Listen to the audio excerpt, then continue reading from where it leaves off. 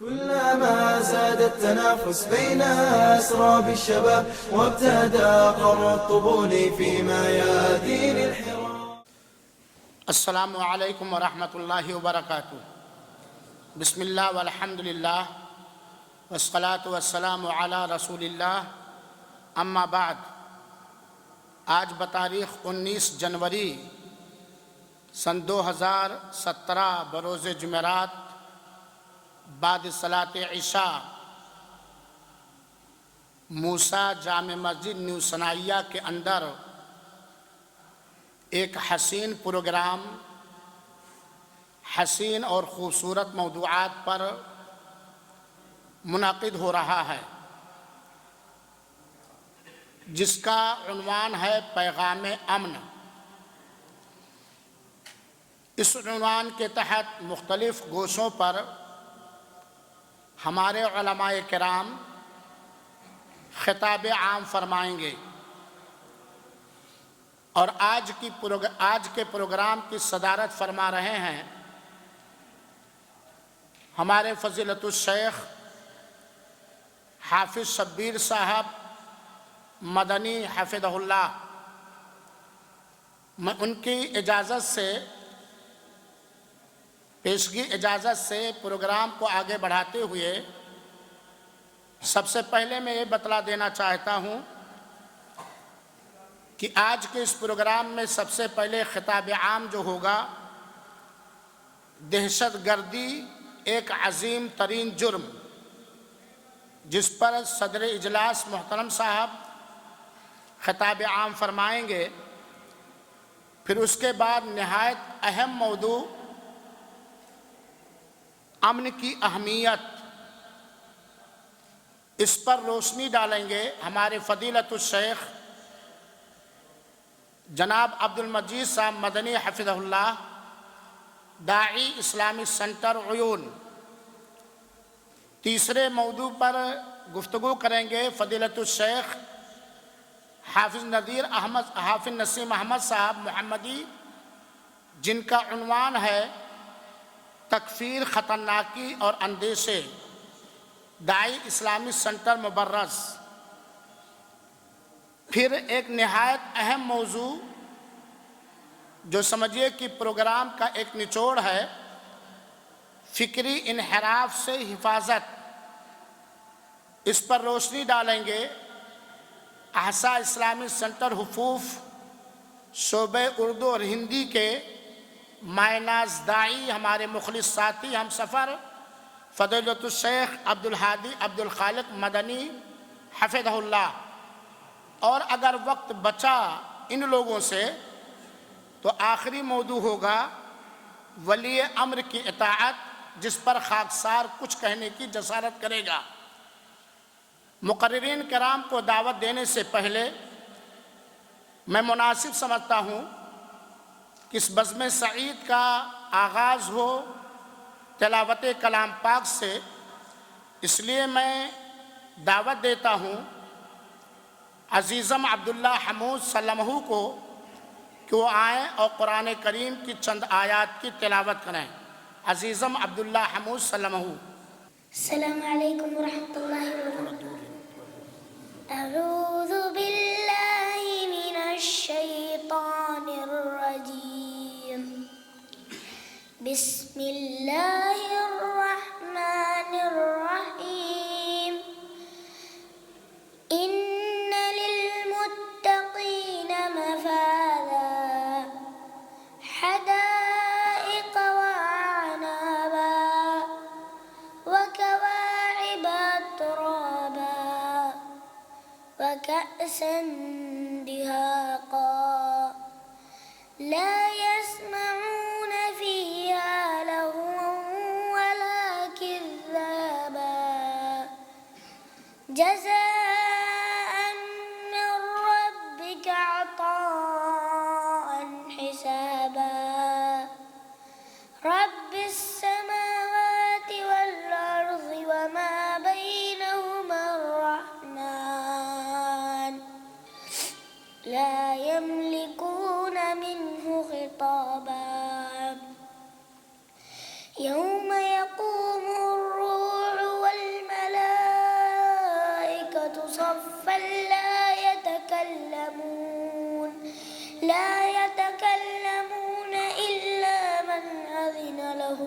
الرحمن وقال صوابا ذلك اليوم الحق فمن شاء اتخذ إلى ربه مآبا إنا أنذرناكم عذابا قريبا يوم ينظر المرء ما قدمت يداه ويقول الكافر يا ليتني كنت ترابا. السلام عليكم ورحمة الله وبركاته. جیسا کہ اعلان کیا جا چکا ہے کہ ٹوکن بٹ رہا ہے، ٹوکن لے لیں گے، ٹوکن ہی کے حساب سے پروگرام کے آخر میں انعامات دیے جائیں گے.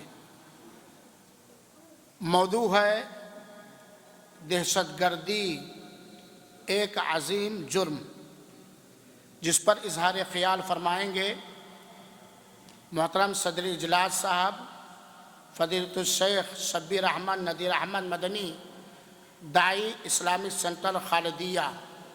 ہر مقرر کو وقت جو دیا گیا ہے 20 سے 25 منٹ تک، 20 منٹ پر لکھ کر دے دیا جائے گا کہ اب آپ کے پاس 5 منٹ باقی ہیں. 25 منٹ ہونے کے بعد میں ادب سے گزارش کروں گا کہ دوسرے کے لیے جگہ خالی کر دیں گے. میں صدر محترم سے گزارش کروں گا کہ آپ تشریف لائیں اور اپنے موضوع پر اظہار خیال فرمائیں. اللہ ہم سب کو نیک عمل کی توفیق عطا فرمائے.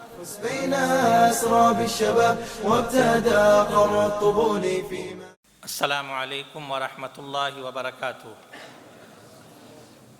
الحمد للہ رب العالمین والصلاة والسلام علی اشرف الانبیاء والمرسلین نبینا محمد وعلی آلہ وصحبہ اجمعین.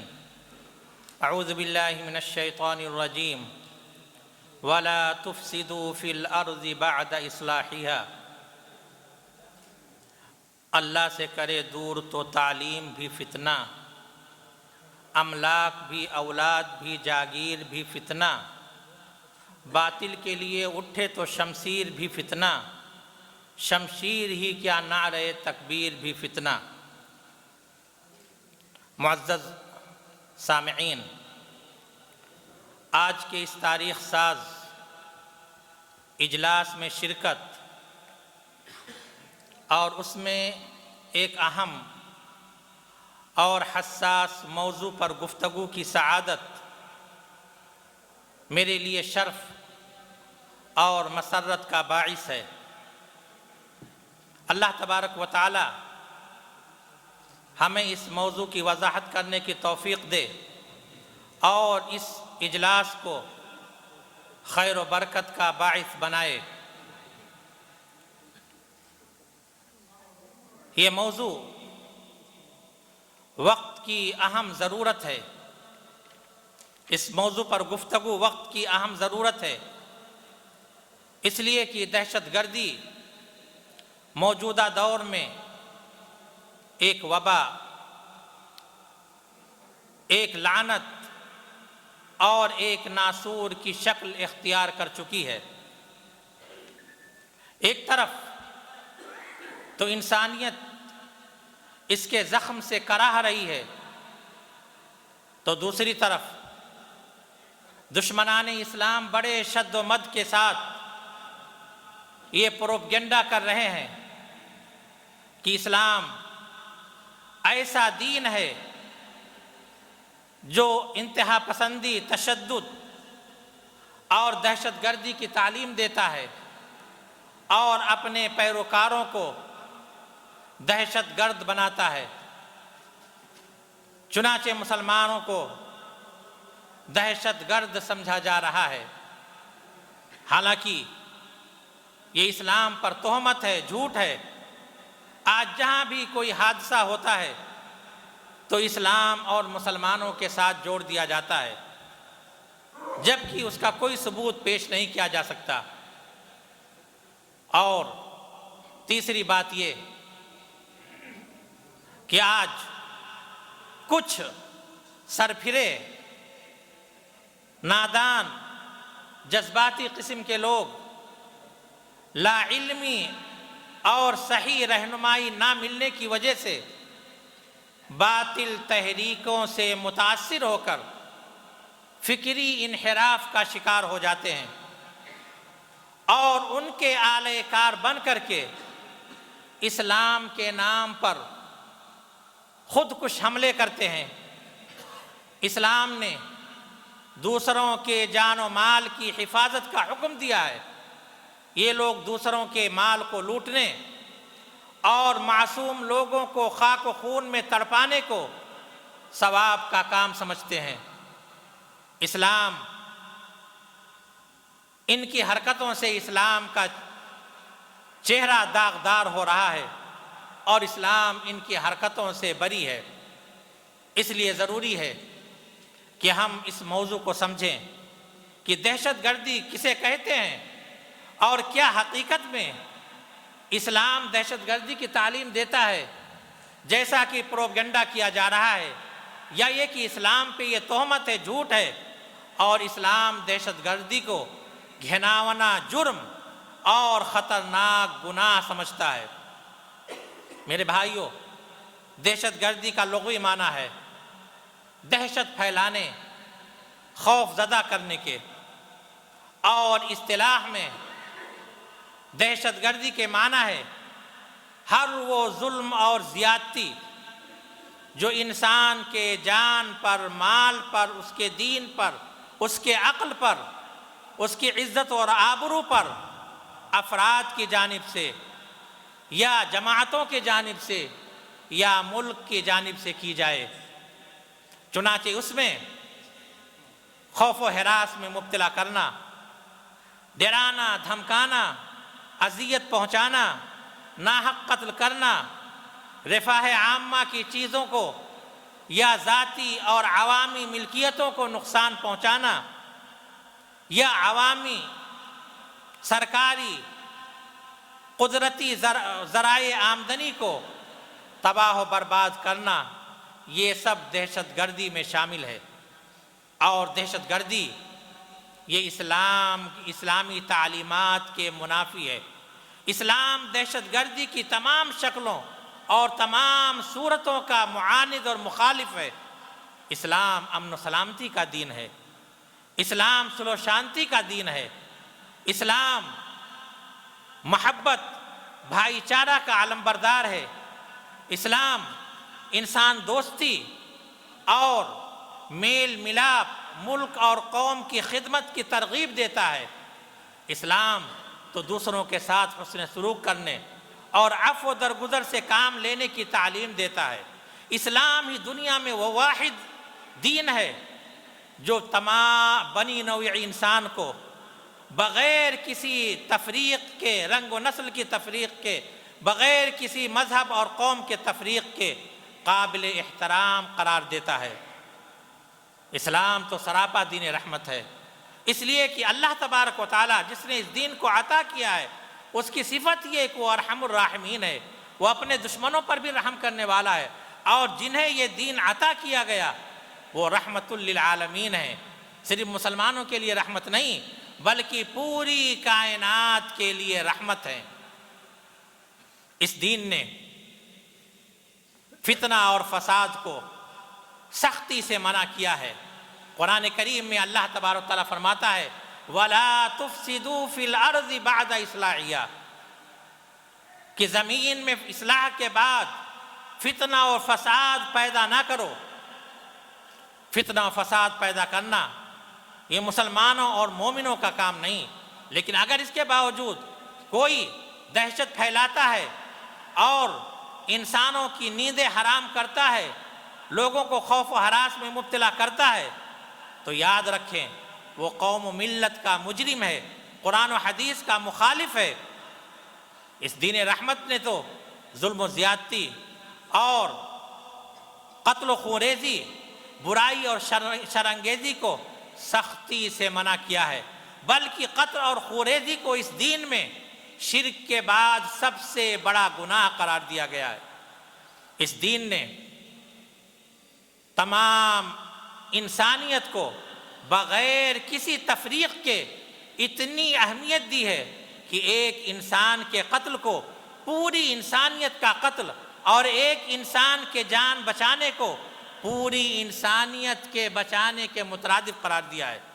چنانچہ اللہ تبارک تعالیٰ فرماتا ہے من قتل نفسا بغیر نفس او فساد فی الارض فکأنما قتل الناس جمیعا، کہ جس شخص نے کسی کو بغیر اس کے کہ وہ کسی کا قاتل ہو یا زمین میں فساد مچانے والا ہو قتل کر ڈالا تو اس نے گویا کہ پوری انسان کو قتل کر ڈالا، اور جس نے کسی ایک انسان کی جان بچائی اس نے گویا کہ تمام انسانوں کی جان بچائی۔ آپ ذرا تصور کریں کہ انسانی خون کے احترام کے سلسلے میں اس سے بڑی بات اور کیا ہو سکتی ہے۔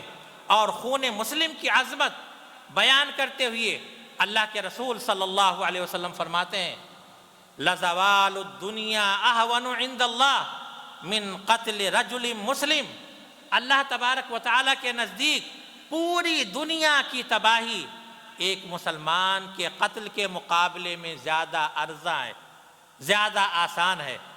اور مسلمان کو قتل کرنا کتنا بڑا جرم ہے، اور اس کی اتنی بڑی سزا ہے کہ جس کو پڑھ کر کے رونگٹے کھڑے ہو جاتے ہیں۔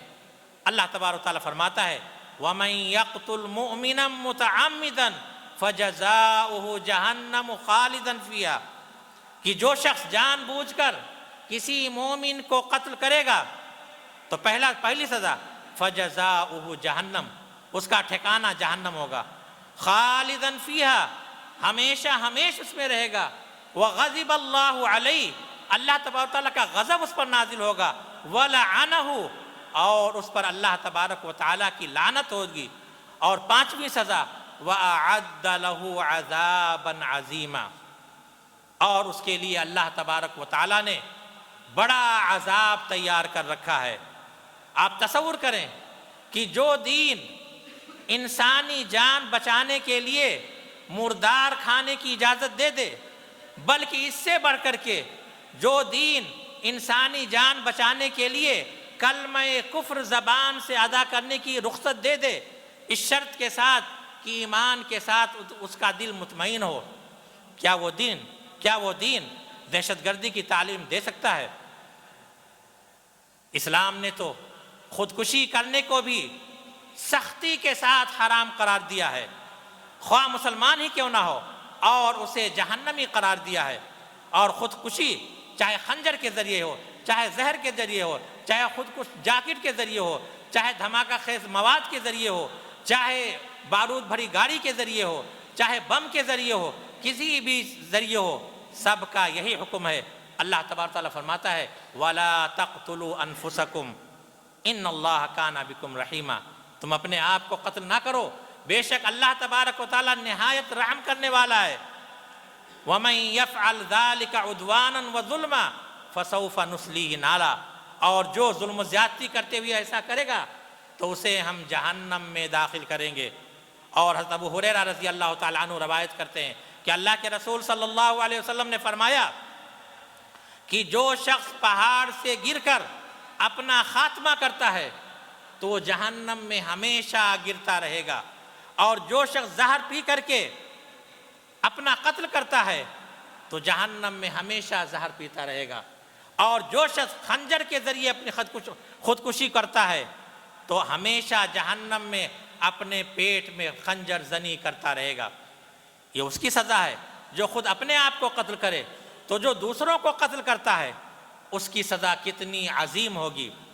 اور یہ بھی یاد رکھیں کہ اللہ اس کے رسول نے جن لوگوں کے قتل کرنے کو حرام قرار دیا ہے اور جن کے ناحق قتل پر سخت عذاب کی وعید سنائی گئی ہے، ان میں وہ تمام مسلمان داخل ہیں۔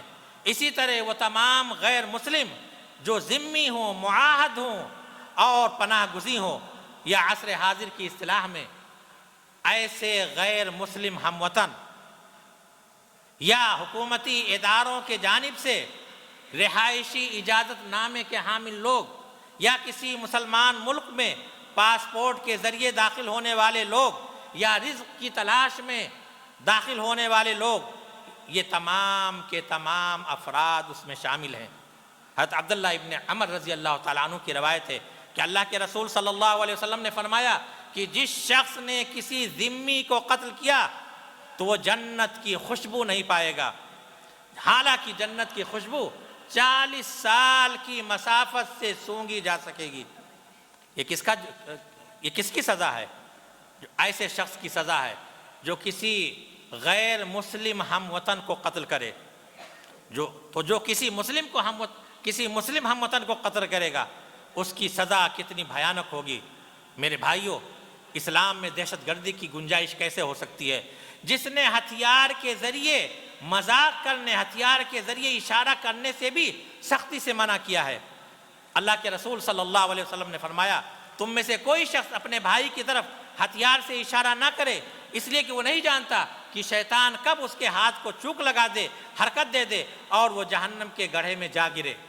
اور ایک اور حدیث میں اللہ کے رسول صلی اللہ علیہ وسلم نے فرمایا کہ تم میں سے کوئی شخص اپنے بھائی کی طرف ہتھیار سے اشارہ نہ کرے، جو شخص ہتھیار سے اشارہ کرتا ہے اس پر فرشتے لعنت بھیجتے ہیں، خواہ اس کا سگا بھائی کیوں نہ ہو۔ بلکہ اسلام نے تو جانوروں کے بھی حقوق کی رعایت کی ہے۔ حدیث میں آتا ہے کہ ایک عورت کو ایک بلی کی وجہ سے جہنم کی سزا ملی۔ اس نے اس کو باندھ رکھا تھا، نہ اس کو کھانا دیتی تھی اور نہ اس کو چھوڑتی تھی، جس کی وجہ سے تڑپ تڑپ کر مر گئی، یہاں تک کہ اس کو جہنم کی سزا ملی۔ اسی طرح ایک کتے کو، ایک زانیہ عورت کو ایک کتے کی وجہ سے جنت نصیب ہوئی۔ جو کتا پیاسا تھا، اس عورت نے، اس زانیہ بدکار عورت نے کنویں سے پانی نکال کر اس کو پلا دیا اور اللہ تبارک و تعالیٰ نے اسے جنت عطا کیا۔ اب تصور کریں، جس دین میں کتے جیسے جانور کے ساتھ کو ترس کھانے کی ترغیب دی گئی ہے، کیا وہ دین کسی معصوم انسان کو قتل کرنے، دہشت گردی کا نشانہ بنانے کی اجازت دے سکتا ہے؟ میرے بھائیوں، ہرگز نہیں۔ یہ تو ذی روح کی بات ہے۔ اسلام تو وہ دین ہے جو غیر ذی روح، بے جان چیزوں کی بھی رعایت کرنے کا حکم دیتا ہے۔ زمین، پہاڑ، نباتات، جمادات کے بھی حقوق اسلام میں بیان کیے گئے ہیں۔ آپ زمین میں اکڑ کر نہیں چل سکتے۔ اللہ تبارک و تعالیٰ فرماتا ہے وَلَا تَمْشِ فِي الْأَرْضِ مَرْحًا، کہ زمین پر اکڑ کر کے نہ چلو۔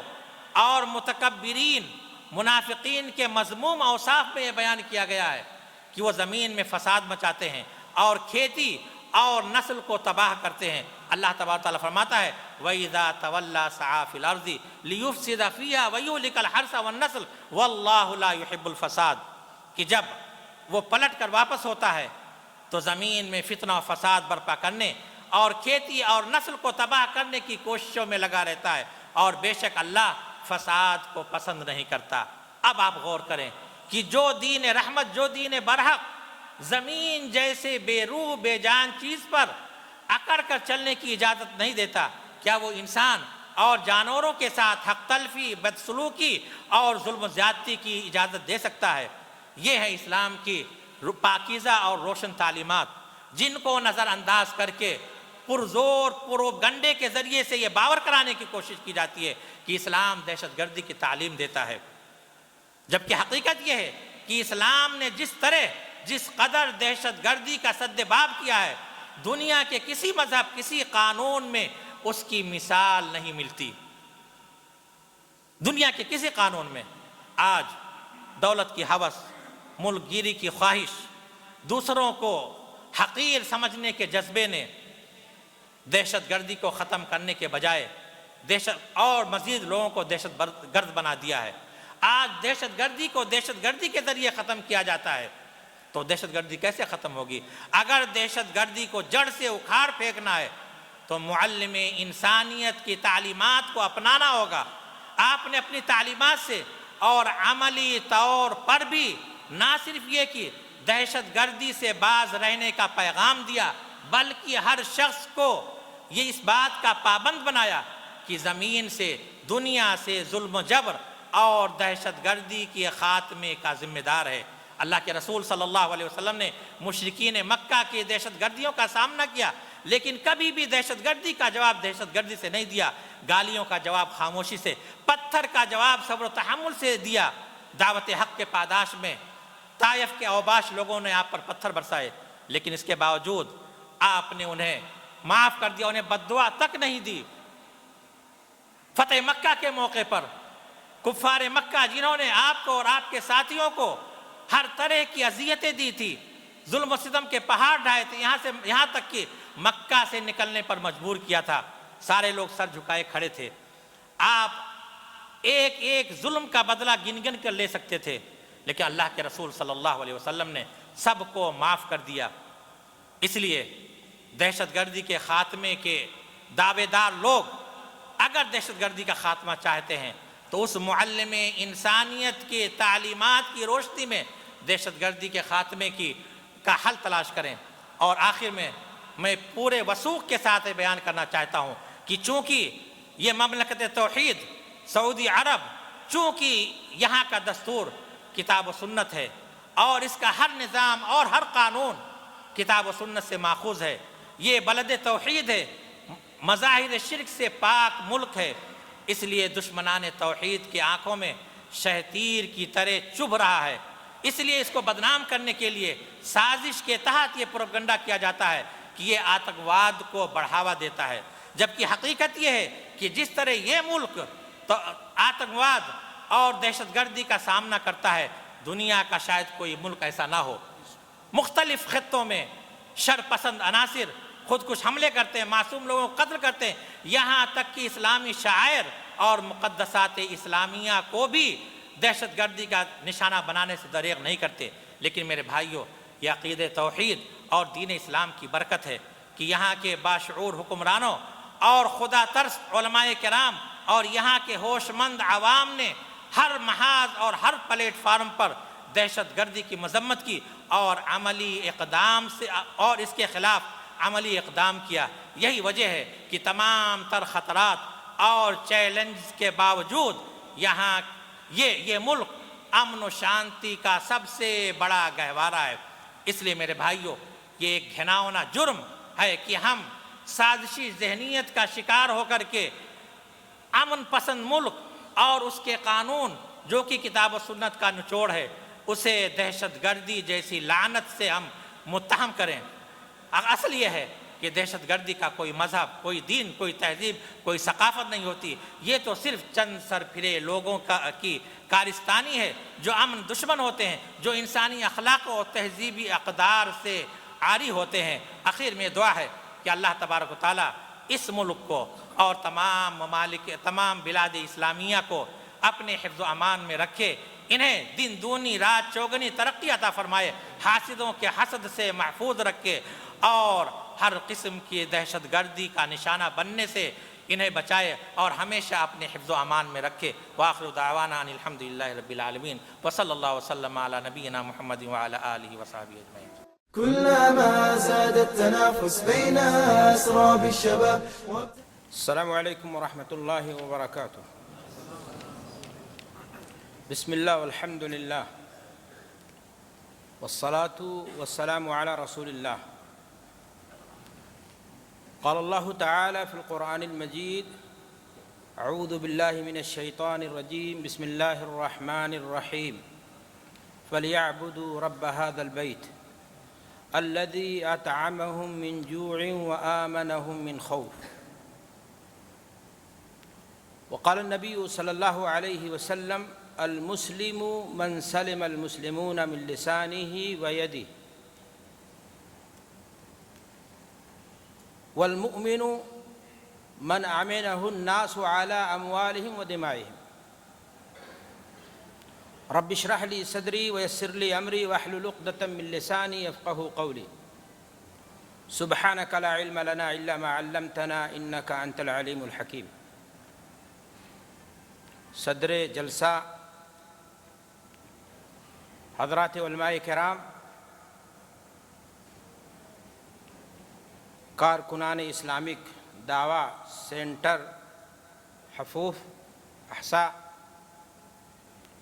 معزز سامعین، تاریخی اجلاس منعقد ہو رہا ہے خاص عنوان کے تحت،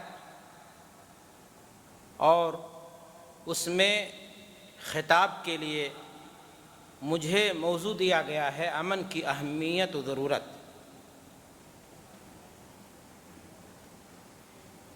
لفظ امن عربی زبان کا ایک لفظ ہے جو 3 حروف سے مل کر بنتا ہے، الف میم نون۔ ڈکشنری اور لغت کے اعتبار سے اس کا معنی ہے شانتی، سکون، امن، راحت، پیس وغیرہ وغیرہ۔ قرآن مجید کا جب آپ مطالعہ کریں گے سرسری تو آپ دیکھیں گے کہ یہ لفظ اپنے مشتقات کے ساتھ تقریباً 48 مقام پر وارد ہوا ہے۔ امن کی ضد ہے فساد، بے چینی، انارکی۔ شریعت اسلامیہ میں اس کی قباحت اور شناعت کو بیان کرنے کے لیے قرآن مجید میں تقریباً 50 آیتیں آئی ہیں۔ ان تمام آیتوں کو اگر آپ بنظر غائر مطالعہ کریں، دیکھیں، تو ان کا خلاصہ اور نچوڑ جو آپ کے سامنے آئے گا وہ یہی کہ دین اسلام امن و شانتی کا دین ہے، اخوت و محبت کی تعلیم دیتا ہے، اپنے ماننے والوں کو انارکی سے، انتشار سے، فساد سے اور تمام اخلاقی خرابیوں سے دور رہنے کی تعلیم دیتا ہے۔ دین اسلام اس بات کی کوشش کرتا ہے کہ اس کے ماننے والے امن پسند بنیں اور ساتھ ہی وہ امن کے داعی اور علمبردار بھی بنیں۔ ہادی برحق کی پوری زندگی اس کی واضح مثال ہے۔ آپ رحمت للعالمین کے خطاب سے نوازے جاتے ہیں۔ ایک مسلمان کو یہ دین مسلمان کا نام دیتا ہے، مومن کا نام دیتا ہے، تو اس کے معنی میں بھی امن و شانتی کا پہلو شامل ہوتا ہے، اور اس سے صاف واضح ہوتا ہے کہ اس دین کے خمیر میں ہی امن و شانتی موجود ہے۔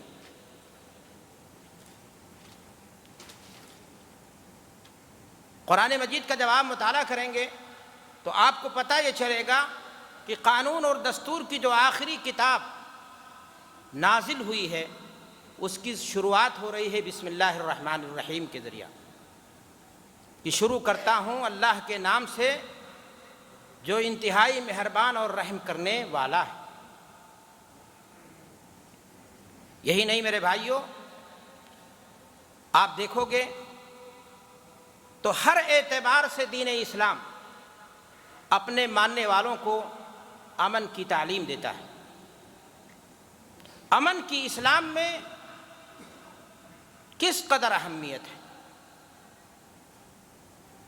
اللہ کے نبی جناب محمد الرسول اللہ صلی اللہ علیہ وسلم ایک مسلمان کی تعریف بتاتے ہوئے فرماتے ہیں کہ مسلمان وہ ہے المسلم من سلم المسلمون من لسانہ و یدہ، کہ مسلمان وہ ہے جس کی زبان سے، جس کے ہاتھ سے دوسرے لوگ محفوظ رہیں۔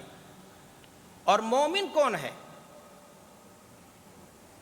جس سے لوگ اپنے مال کے تئیں اور اپنی جان کے تئیں اطمینان رکھیں۔ جی ہاں، ایک مومن معاشرے میں فساد کا باعث نہیں بنتا ہے، ایک مومن امن کا پیغامبر ہوتا ہے، شانتی کا پیغامبر ہوتا ہے، وہ سماج میں بھائی چارہ کے ساتھ جینے کو اختیار کرتا ہے، وہ ایک دوسرے کے دکھ اور درد میں کیا ہوتا ہے؟ شریک ہوتا ہے۔ اگر ایک شخص اپنے آپ کو مسلمان کہتا ہے اور اپنے آپ کو مومن کہتا ہے، قرآن مجید کی ان تعلیمات سے وہ دور ہے، تو وہ نام کا مسلمان ہے اور وہ نام کا کیا ہے؟ مومن ہے۔ دینی بھائیوں اور دوستو، دین اسلام میں امن کی کس درجہ اہمیت ہے؟ اس کا اندازہ آپ اس بات سے لگائیں کہ وہ شہر جہاں ہمارے نبی ہادی برحق کی ولادت ہوئی، اس شہر کو اللہ تبارک و تعالیٰ نے امن کا گہوارہ قرار دے دیا۔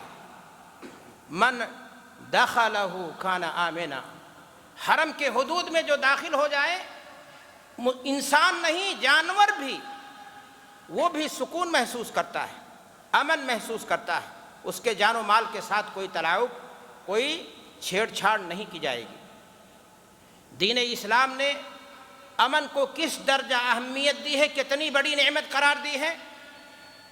قرآن مجید کا آپ مطالعہ کریں، اللہ فرماتا ہے فَلْيَعْبُدُوا رَبَّ هَذَا الْبَيْتِ الَّذِي أَطْعَمَهُم مِّن جُوعٍ وَآمَنَهُم مِّن خَوْفٍ۔ قریش کو چاہیے کہ وہ اس گھر کے رب، کعبہ کے رب کی عبادت کریں۔ کس بات پر، کس شکریہ میں؟ جس نے انہیں بھوک میں روزی عطا فرمائی اور انہیں امن دیا۔ میرے بھائیو اور دوستو، کسی بھی سماج کے اندر، کسی بھی معاشرے کے اندر اگر امن نہ ہو تو نہ جان محفوظ ہے، نہ مال محفوظ ہے۔ قرآن مجید کا مطالعہ کریں، جن انبیاء کا ذکر اللہ تبارک و تعالیٰ نے قرآن مجید میں کیا ہے، وہ امن کی دعائیں مانگتے ہوئے نظر آتے ہیں، اس لیے کہ مالداری، خوشحالی یہ اسی وقت کام آئے گی جب شہر میں، ملک میں کیا ہوگا؟ امن ہوگا۔ حضرت ابراہیم علیہ السلام خانہ کعبہ کی تعمیر کر رہے ہیں، اپنے بچوں کو وہاں بسا رہے ہیں، دعا کس بات کی پہلے مانگ رہے ہیں؟ امن کی۔ رب اجعل ھذا البلد آمنا وارزق اہلہ من الثمرات۔ غور کریں، روزی کی دعا بعد میں مانگی گئی۔ میں نے آپ سے کہا اس لیے کہ خوشحالی، مالداری، امیری اسی وقت کام آئے گی۔ آج یہ درس آپ میں بیٹھے ہوئے ہیں، پروگرام منعقد ہو رہا ہے، اگر امن نہ ہو تو نمازیں ٹھیک ڈھنگ سے نہیں پڑھی جا سکتی، جان و مال محفوظ نہیں رہ سکتے ہیں۔ تو میرے بھائیو اور دوستو، دین اسلام ہمیشہ امن کی تعلیم دیتا ہے۔ سوال آپ کے ذہن و دماغ میں یہ بھی اٹھ سکتا ہے کہ آخر دین اسلام اس قدر امن پر کیوں بھارتا ہے؟ اپنے ماننے والے لوگوں کو اس قدر امن کی تاکید کیوں کرتا ہے کہ وہ امن و شانتی کے ساتھ جئیں، حسن جوار ان کے یہاں ہو، پڑوس کا خیال رکھیں، پڑوسی اگر غیر مسلم بھی ہے تو اس کے یہاں بھی شوربہ پہنچائیں، اس کے دکھ درد میں شریک ہوں۔ ہادی برحق یہ کہتے ہوئے نظر آتے ہیں کہ واللہ لا یؤمن، واللہ لا یؤمن، واللہ لا یؤمن۔ قیل من یا رسول اللہ؟ اللہ کی قسم وہ شخص مومن نہیں ہو سکتا، اللہ کی قسم وہ شخص مومن نہیں ہو سکتا، اللہ کی قسم وہ شخص مومن نہیں ہو سکتا۔ کہا گیا اللہ کے رسول کون؟ کہا من لا یأمن جارہ بوائقہ، جس کا پڑوسی اس سے محفوظ نہ ہو، اس کے شر سے۔ اگر آپ پڑوسی کے ناک میں دم کیے ہوئے ہیں، آپ کام کرتے ہیں ایک ساتھ، اپنے روم پارٹنر کے لیے مصیبت اور پریشانی کا سبب بنے ہوئے ہیں، تو آپ کو اپنے ایمان اور اس لیے اپنے اسلام کی خیر منانی چاہیے اور اس کے سلامتی کی کیا کرنی چاہیے؟ دعا کرنی چاہیے۔ میرے بھائیو اور دوستو، دین اسلام امن کی جانب اس قدر توجہ کیوں دیتا ہے؟ دراصل مذہب اسلام نے جان کی حفاظت پر سب سے زیادہ زور دیا ہے۔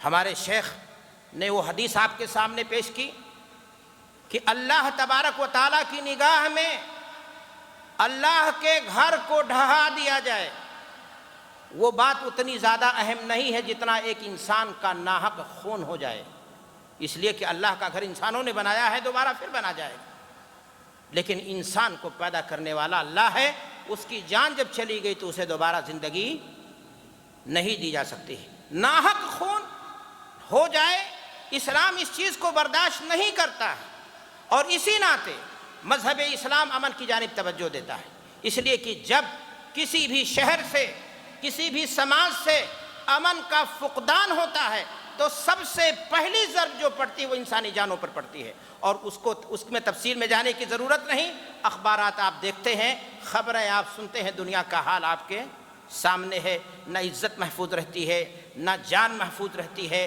نہ قانون کی حکمرانی ہوتی ہے، نہ اور چین سے انسان جی سکتا ہے۔ دین اسلام اسی ناطے امن و امان کی طرف توجہ دیتا ہے۔ میرے بھائیو اور دوستو، تاریخ گواہ ہے، جس ملک نے ترقی کی ہے، جس قوم نے ترقی کی ہے، جس علاقے میں ترقی اور خوشحالی آئی ہے، آپ دیکھو گے وہاں دو بنیادی اساس ہوتے ہیں، ایک ہے امن اور دوسری ہے خوشحالی۔ لیکن یاد رکھو، بار بار میں کہتا ہوں کہ امن کا مقام خوشحالی سے بھی پہلے ہے، اس لیے کہ خوشحالی اسی صورت میں کام آئے گی جب امن وہاں کیا ہوگا؟ برقرار ہوگا، امن وہاں بحال ہوگا۔ اگر امن بحال نہیں ہے تو پھر خوشحالی کسی کام کی نہیں ہوگی۔ دین اسلام کسی کی جان چلی جائے یہ تو بہت بڑی بات ہے۔ من اجل ذلك كتبنا على بني اسرائيل انه من قتل نفسا بغير نفس او فساد في الارض فكأنما قتل الناس جميعا۔ ایک جان ناحق وہ کوئی شخص مار دے گویا پوری انسانیت کا خون کر دیا اس نے۔ لائیے کوئی مذہب دنیا کا، کوئی قانون دکھائیے ہمیں، کوئی سماج لائیے، کوئی تہذیب پیش کیجئے جس نے انسانی جان کی اتنی قیمت بتائی ہو، اس انسانی جان کو اتنی اہمیت دی ہو۔ اور اگر وہ ایک شخص کسی کو ناحق ستایا جا رہا ہے، اس کا خون کیا جا رہا ہے، وَمَنْ أَحْيَاهَا فَكَأَنَّمَا أَحْيَا النَّاسَ جَمِيعًا، تو اس کو اگر وہ کھڑے ہو جائے ظلم کے خلاف تو اللہ قرآن میں فرماتا ہے گویا اس نے انسانیت کو کیا کر لیا۔ یہ ہے اسلام کی تعلیم۔ بلا وجہ اسلام کو بدنام کیا جائے اور کہا جائے اسلام دہشت گردی کی تعلیم دیتا، اپنے ماننے والوں کو فسادی بناتا ہے، انتشار بپا ہے دنیا میں اس کی وجہ سے، تو وہ اسلام کی وجہ سے نہیں بپا ہے، ان لوگوں کی وجہ سے ممکن ہے جو اسلام کو نہیں سمجھتے ہیں اور اسلام کی طرف وہ منسوب ہوتے ہیں، اسلام کی طرف وہ اپنی نسبتیں کرتے ہیں۔ میرے بھائیو اور دوستو، دین اسلام ہمیشہ سے امن و شانتی اور امن و چین کا داعی رہا ہے۔ اللہ کے نبی جناب محمد رسول اللہ صلی اللہ علیہ وسلم کی ذاتی زندگی کا مطالعہ کیجئے، بعثت سے قبل کی زندگی کا مطالعہ کریں۔ پیغمبر اعظم ہادی برحق کو امن و امان کس درجہ محبوب ہے کہ وہ مکہ جہاں قتل و خونریزی عام تھی، جہاں انسانی جان کی کوئی قیمت نہیں تھی، جہاں عزتیں لٹ رہی تھیں، جہاں سامنے گھر جلائے جاتے تھے اور اسی کی روشنی میں ڈاکے ڈالے جاتے تھے، نہ جان محفوظ تھی، نہ مال محفوظ تھا، نہ عزت و آبرو محفوظ تھی، اللہ کے نبی جناب محمد رسول اللہ صلی اللہ علیہ وسلم اس معاشرے کے اندر ایسی انجمن قائم کرنے پر زور دیتے ہیں، ایسی تنظیم کو وجود میں لانے کی کوشش کرتے ہیں جس کو تاریخ نے حلف الفضول کا نام دیا۔ آپ نے مختلف قبائل کے لوگوں کو اکٹھا کیا، مختلف سربراہ لوگوں کو جمع کیا، اس بات پر معاہدہ ہو رہا ہے کہ اگر ہم میں سے کوئی طاقتور کسی غریب کو ستانے کی کوشش کرے گا تو ہم ایک طاقت بن کر کے، ایک ہاتھ بن کر کے اس کو ظلم سے کیا کریں گے؟ روکیں گے۔ میرے بھائیو اور دوستو، اللہ کے نبی صلی اللہ علیہ وسلم کی یہ کوششوں کا نتیجہ ہے، یہ اسلام سے پہلے نبوت کا تاج آپ کو پہنایا جاتا ہے۔ مسند نبوت پر اللہ کے نبی صلی اللہ علیہ وسلم جلوہ فکن ہونے کے بعد نبوت کی ذمہ داریوں میں لگ جاتے ہیں، لوگ اسلام قبول کرتے ہیں۔ یہ مشرک دہشت گرد کینہ پرور دہشت گردی پر اس قدر آبادہ ہوتا ہے کہ مسلمان اسلام لانے والے لوگوں کو تختے ظلم و ستم بنایا جاتا ہے۔ ہمارے بھائی نے اشارہ کیا کہ لیکن اللہ کے نبی صلی اللہ علیہ وسلم اور آپ کے ساتھیوں نے ریئیکشن اور ایکشن جسے بولا جاتا ہے، اس میں نہ تو اپنے آپ کو انسانی بم بنا کر کے کہیں کسی چوراہے پر اپنے آپ کو پھاڑ کر کے کہا کہ ہم نے بدلہ لے لیا، نہیں۔ اصحاب کہف کی تاریخ بھی ہمارے سامنے ہے، انہم فتیۃ آمنوا بربہم وزدناہم ھدی، اپنے ایمان و یقین کو بچانے کے لیے انہوں نے بادشاہ وقت سے ٹکراؤ کی شکل انہوں نے نہیں اپنائی، انسانی جانوں کے خون سے ہولی نہیں کھیلی، انہوں نے معاشرے کے اندر کوئی فساد نہیں برپا کیا، بلکہ وہ اپنے ایمان و عقیدے کی حفاظت کے لیے الگ ہو گئے۔ تو میرے بھائیو اور دوستو، اللہ کے نبی صلی اللہ علیہ وسلم کی مکی زندگی کو آپ دیکھیں کہ کس طرح سے اللہ کے نبی صلی اللہ علیہ وسلم نے کوئی شر و فساد پھوٹنے نہیں دیا، بلکہ امن کی ہر ممکن آپ صلی اللہ علیہ وسلم نے کوشش کی۔ یہاں تک کہ اللہ کے نبی جناب محمد رسول اللہ صلی اللہ علیہ وسلم کو ہجرت کی اجازت مل گئی۔ اللہ کے نبی صلی اللہ علیہ وسلم مکہ پہنچنے کے بعد وہاں بھی امن کی کوششیں اتنی جاندار اور شاندار پیش کرتے ہیں کہ تاریخ انسانی ایسی کوشش اور ایسی نظیر پیش کرنے سے قاصر ہے۔ اوس و خزرج کی برسہ برس کی لڑائی کو اللہ کے نبی جناب محمد الرسول اللہ صلی اللہ علیہ وسلم نے پیار اور محبت میں بدل دیا، اور اسی پر اکتفا نہیں کیا۔ اللہ کے نبی صلی اللہ علیہ وسلم نے مدینہ کے پاس پڑوس کی بستیوں کے لوگوں کو، وہاں کے ذمہ داروں کو، وہاں کے سربراہ لوگوں کو اکٹھا کیا آپ صلی اللہ علیہ وسلم نے، اور اللہ کے نبی جناب محمد الرسول اللہ صلی اللہ علیہ وسلم نے امن و امان کے تعلق سے ان سے معاہدے کیے اور ان سے بیعتیں ہوئیں، تاکہ انسانی جان کا، انسانی خون کا ضیاع نہ ہو، لوگ سکون سے جی سکیں، لوگ ترقی کر سکیں، لوگ تجارت کر سکیں، لوگ چین کی سانس لے سکیں، لوگ اپنی زندگی سے صحیح معنی میں لطف اندوز ہو سکیں۔ میرے بھائیو اور دوستو، اللہ کے نبی صلی اللہ علیہ وسلم امن و شانتی کا ماحول مدینہ میں پیدا کرتے ہیں، لیکن مشرک دہشت گرد ہوتا ہے اور وہ دوسروں پر دہشت گردی کا اسلامی دہشت گردی کا الزام دیتا ہے۔ یہ نیا شوشہ انسانوں نے نہیں سنا تھا، یہ فتنہ پرور لوگوں نے یہ شوشے بنائے ہیں۔ میرے بھائیو، اسلام کا دہشت گردی سے کوئی تعلق نہیں، امن کا، محبت کا، شانتی کا، رواداری کا، اخوت کا، محبت کا، بھائی چارگی کا، انسانیت کا سب سے بڑا اگر کوئی دائی مذہب ہے تو وہ مذہب اسلام ہے، اور صرف دعوت ہی نہیں دیتا ہے بلکہ ایسے اصول بناتا ہے کہ انسانی جانوں کا ضیاع صرف مسلمان نہیں، کسی بھی انسان کے جان کی ضیاع ہو جائے، مذہب اسلام اس بات کو برداشت نہیں کرتا ہے۔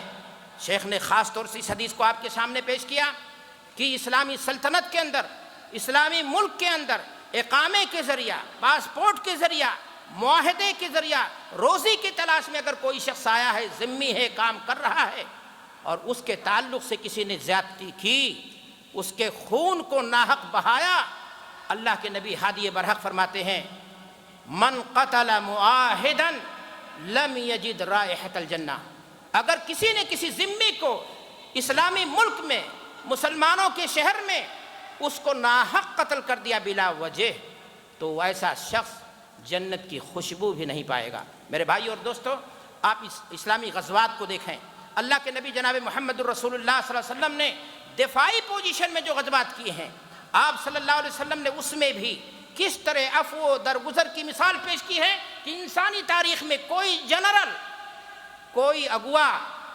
کوئی ریفارمر ایسی مثال پیش کرنے سے قاصر ہے۔ اللہ کے نبی جناب محمد الرسول اللہ صلی اللہ علیہ وسلم حدیبیہ نامی جگہ میں آپ صلی اللہ علیہ وسلم اپنے صحابہ کے ساتھ عمرہ کرنے کے لیے گئے ہیں، صلح کر رہے ہیں، بظاہر دب کر کے صلح کر رہے ہیں، مقصد یہی تھا تاکہ امن و امان غارت نہ ہو جائے، کہیں ٹکراؤ کی شکل نہ بن جائے، انسانی خون سے لوگ ہولیاں نہ کھیلنے لگیں، انسانی جانوں کا کہیں ضیاع نہ ہو جائے۔ اللہ کے نبی جناب محمد الرسول اللہ صلی اللہ علیہ وسلم نے حدیبیہ کے مقام پر بظاہر دب کر کے صلح کر لی تاکہ کوئی ٹکراؤ کی شکل، وحشت نہ پیدا ہو جائے۔ لیکن آپ جانتے ہیں کہ یہ کئی سالہ ظلم و زیادتی کی پوری تاریخ اللہ کے نبی جناب محمد الرسول اللہ صلی اللہ علیہ وسلم اور آپ کے ساتھیوں کے سامنے ہے، اور اسی مکہ میں اللہ کے نبی فاتحانہ شان و شوکت سے داخل ہوتے ہیں جہاں جگر خار ام رسول تھے، جہاں ہند بنت عتبہ تھی، جہاں بلال حبشی کے سینے پر سواریاں کرنے والے لوگ موجود تھے، جہاں سمیہ رضی اللہ تعالیٰ عنہ کو ننگا کر کے ان کے شرمگاہ میں برچھی مار کر کے ان کو شہید کر دینے والے لوگ موجود تھے۔ لیکن اللہ اکبر، دامن عفو دیکھیے ہادی برحق کا، نبی معظم کا، رہبر معظم کا، کہ آپ صلی اللہ علیہ وسلم سب کو امن و امان کے خانے میں جگہ دے دیتے ہیں، اور آپ صلی اللہ علیہ وسلم اعلان کرتے ہیں اذهبوا وانتم الطلقاء۔ میرے بھائی اور دوستو، مذہب اسلام کی اگر آپ تعلیمات کا مطالعہ کریں گے تو آپ دیکھیں گے کہ اسلام نے اپنے ماننے والوں کو ہر اعتبار سے، یہاں یہ نہیں کہ کوئی انسانی جان کا خون نہ کر دے، بلکہ خون ہونے نہ پائے، ان تمام اسباب و وسائل کا بھی سد باب کیا ہے۔ آپ قرآن مجید کی آیات پڑھیں، وَلَا تُفْسِدُوا فِي الْأَرْضِ بَعْدَ إِصْلَاحِهَا، زمین میں فسادی مت بنو، زمین میں جب امن و امان ہے تو وہاں فساد پیدا کرنے کی کوشش کسی بھی اعتبار سے تم نہ کرو۔ میرے بھائی اور دوستو، قرآن مجید کے مختلف تعبیرات کو دیکھیے، ان اللہ لا يحب المفسدین، اللہ فسادیوں کو پسند نہیں کرتا ہے، اللہ بھی امن و امان اور سکون اور شانتی کو پسند کرتا ہے۔ میرے بھائیوں، میں نے آپ سے کہا کہ مذہب اسلام نے نہ صرف یہ کی، امن و امان کی دعوت دی، امن و امان کو کر کے دکھایا، اور اپنے ماننے والے لوگوں کی جان و مال کی عزت و آبرو کی حفاظت کی، بلکہ میں نے کہا کہ پڑوسیوں کے بھی جان و مال، چاہے وہ غیر مسلم پڑوسی ہو ملک کی شکل میں، ان کے ساتھ بھی حسن جوار کی تعلیم دی ہے، اور ان کے ساتھ بھی اچھے برتاؤ کرنے کی اللہ کے نبی صلی اللہ علیہ وسلم نے تعلیم دی ہے۔ معاہدات کو جو توڑ دے اور جو غداری کرے، اللہ کے نبی صلی اللہ علیہ وسلم نے ان کے تعلق سے ارشادات فرمائے ہیں۔ ہمارے سامنے وقت ختم ہو رہا ہے، میں اپنی بات کو یہاں سمیٹتے ہوئے میں آپ کے سامنے ایک اور پوائنٹ بیان کرنا چاہتا ہوں کہ دین اسلام امن و امان کا ضامن ہے۔ یہ اسلام دین رحمت ہے، اس کے نام سے ہی اس کے ماننے والے مومن اور مسلم ہوتے ہیں، صحیح واضح ہے۔ اس کے خمیر میں جیسا کہ میں نے کہا امن و امان داخل ہے، لیکن میرے بھائیوں میں نے آپ سے کہا ان اسباب اور وسائل کو بھی اسلام اپناتا ہے جہاں سے امن و امان غارت ہوتا ہے۔ دین اسلام نے اپنے ماننے والوں کے ذہن و دماغ میں آخرت کا تصور پیدا کیا، اس بات کی تعلیم دی کہ جو انسان قانون کے ڈر سے، جو انسانوں کے ڈر سے کسی گناہ سے، انسانی خون سے نہیں رکتا ہے، وہ آخرت میں جواب دہی کے ڈر سے کم رک جائے۔ انسانی دماغ میں، اپنے ماننے والے لوگوں کے دماغ میں مذہب اسلام نے آخرت کا تصور پیدا کیا کہ جو کچھ آپ کرتے ہیں قیامت کے دن آپ کو ان تمام چیزوں کا حساب دینا ہوگا۔ ادنا سی بھی زیادتی، چاہے بلی، چاہے کتا، جیسا کہ مختلف مثالیں ہمارے شیخ نے بیان کی ہیں، اگر ان کے ساتھ آپ زیادتی کرتے ہیں جہنم میں کے حقدار بن جائیں گے۔ تو اللہ کی محبوب کو مسلمان کے ساتھ زیادتی، اسلام کے نام پر کلاشنکوف کی گولیاں، عقیدوں و فکر کو دوسرے کے دماغ میں بلبوتے پر طاقت کے ٹھوک دینے والی حرکتیں، میرے بھائیوں یہ چیزیں اللہ کو کیسے برداشت ہوں گی؟ قیامت کے دن ایسا انسان بلا شبہ ذلیل ہوگا۔ اللہ سے دعا ہے کہ پروردگار عالم اسلام کی ہمیں صحیح سمجھ عطا فرمائے، اور ہمارے میں جو لوگ بھولے ہیں، بھٹکے ہیں، گمراہ ہیں، اللہ تعالیٰ انہیں صحیح طور سے اپنے گھر واپسی کی توفیق دے اور اسلام کی صحیح سمجھ عطا فرمائے۔ رب کریم تمام اسلامی ممالک میں، پوری دنیا میں امن و شانتی کی فضا ہموار کر دے۔ الہ العالمین انسانی خونوں کا جو ضیاع ہو رہا ہے، رب کریم انسانی خون جو جانوروں سے بھی زیادہ سستا ہو رہا ہے، کرسیوں کے لیے، اپنے مقاصد کے لیے لوگ اس طرح کی حرکتیں کر رہے ہیں، الہی ان کو سمجھ دے، ان کے دلوں میں انسانوں کی محبت پیدا کر دے۔ وآخر دعوانا الحمدللہ رب العالمین، والسلام علیکم ورحمۃ اللہ وبرکاتہ۔ كلما زاد التنافس بين أسراب الشباب. السلام عليكم ورحمة الله وبركاته. الحمد لله والصلاة والسلام على رسول الله وعلى آله وصحبه ومن اقتدى بهداه. أما بعد، أعوذ بالله من الشيطان الرجيم. يا أيها الذين آمنوا إذا ضربتم في سبيل الله فتبينوا ولا تقولوا لمن ألقى إليكم السلام لست مؤمنا. وقال تعالى في موضع آخر: هو الذي خلقكم فمنكم كافر ومنكم مؤمن والله بما تعملون بصير.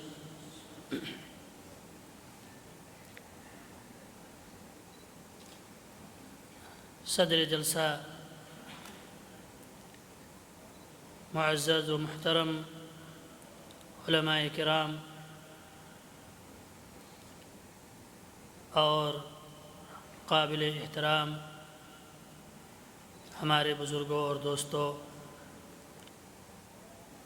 اللہ تبارک و تعالیٰ کی حمد و ثنا،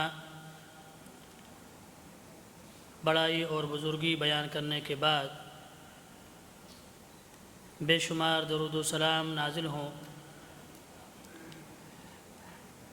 اس ذات مبارکہ مطہرہ پر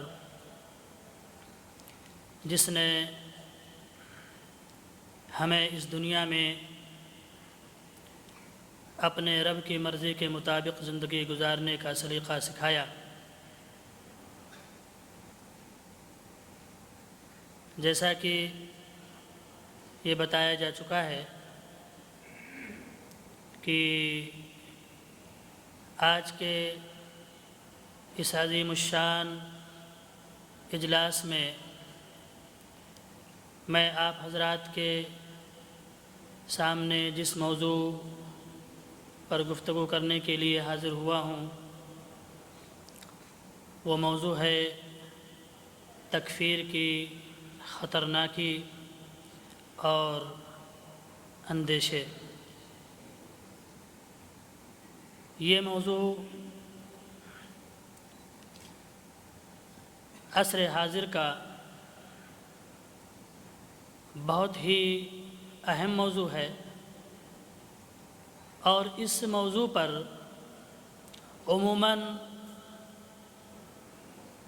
بہت ہی کم پروگرام ہوتے ہیں اور تقریریں ہوتی ہیں۔ آج ہمارے معاشرے میں یہ فتنہ بہت تیزی کے ساتھ پنپ رہا ہے۔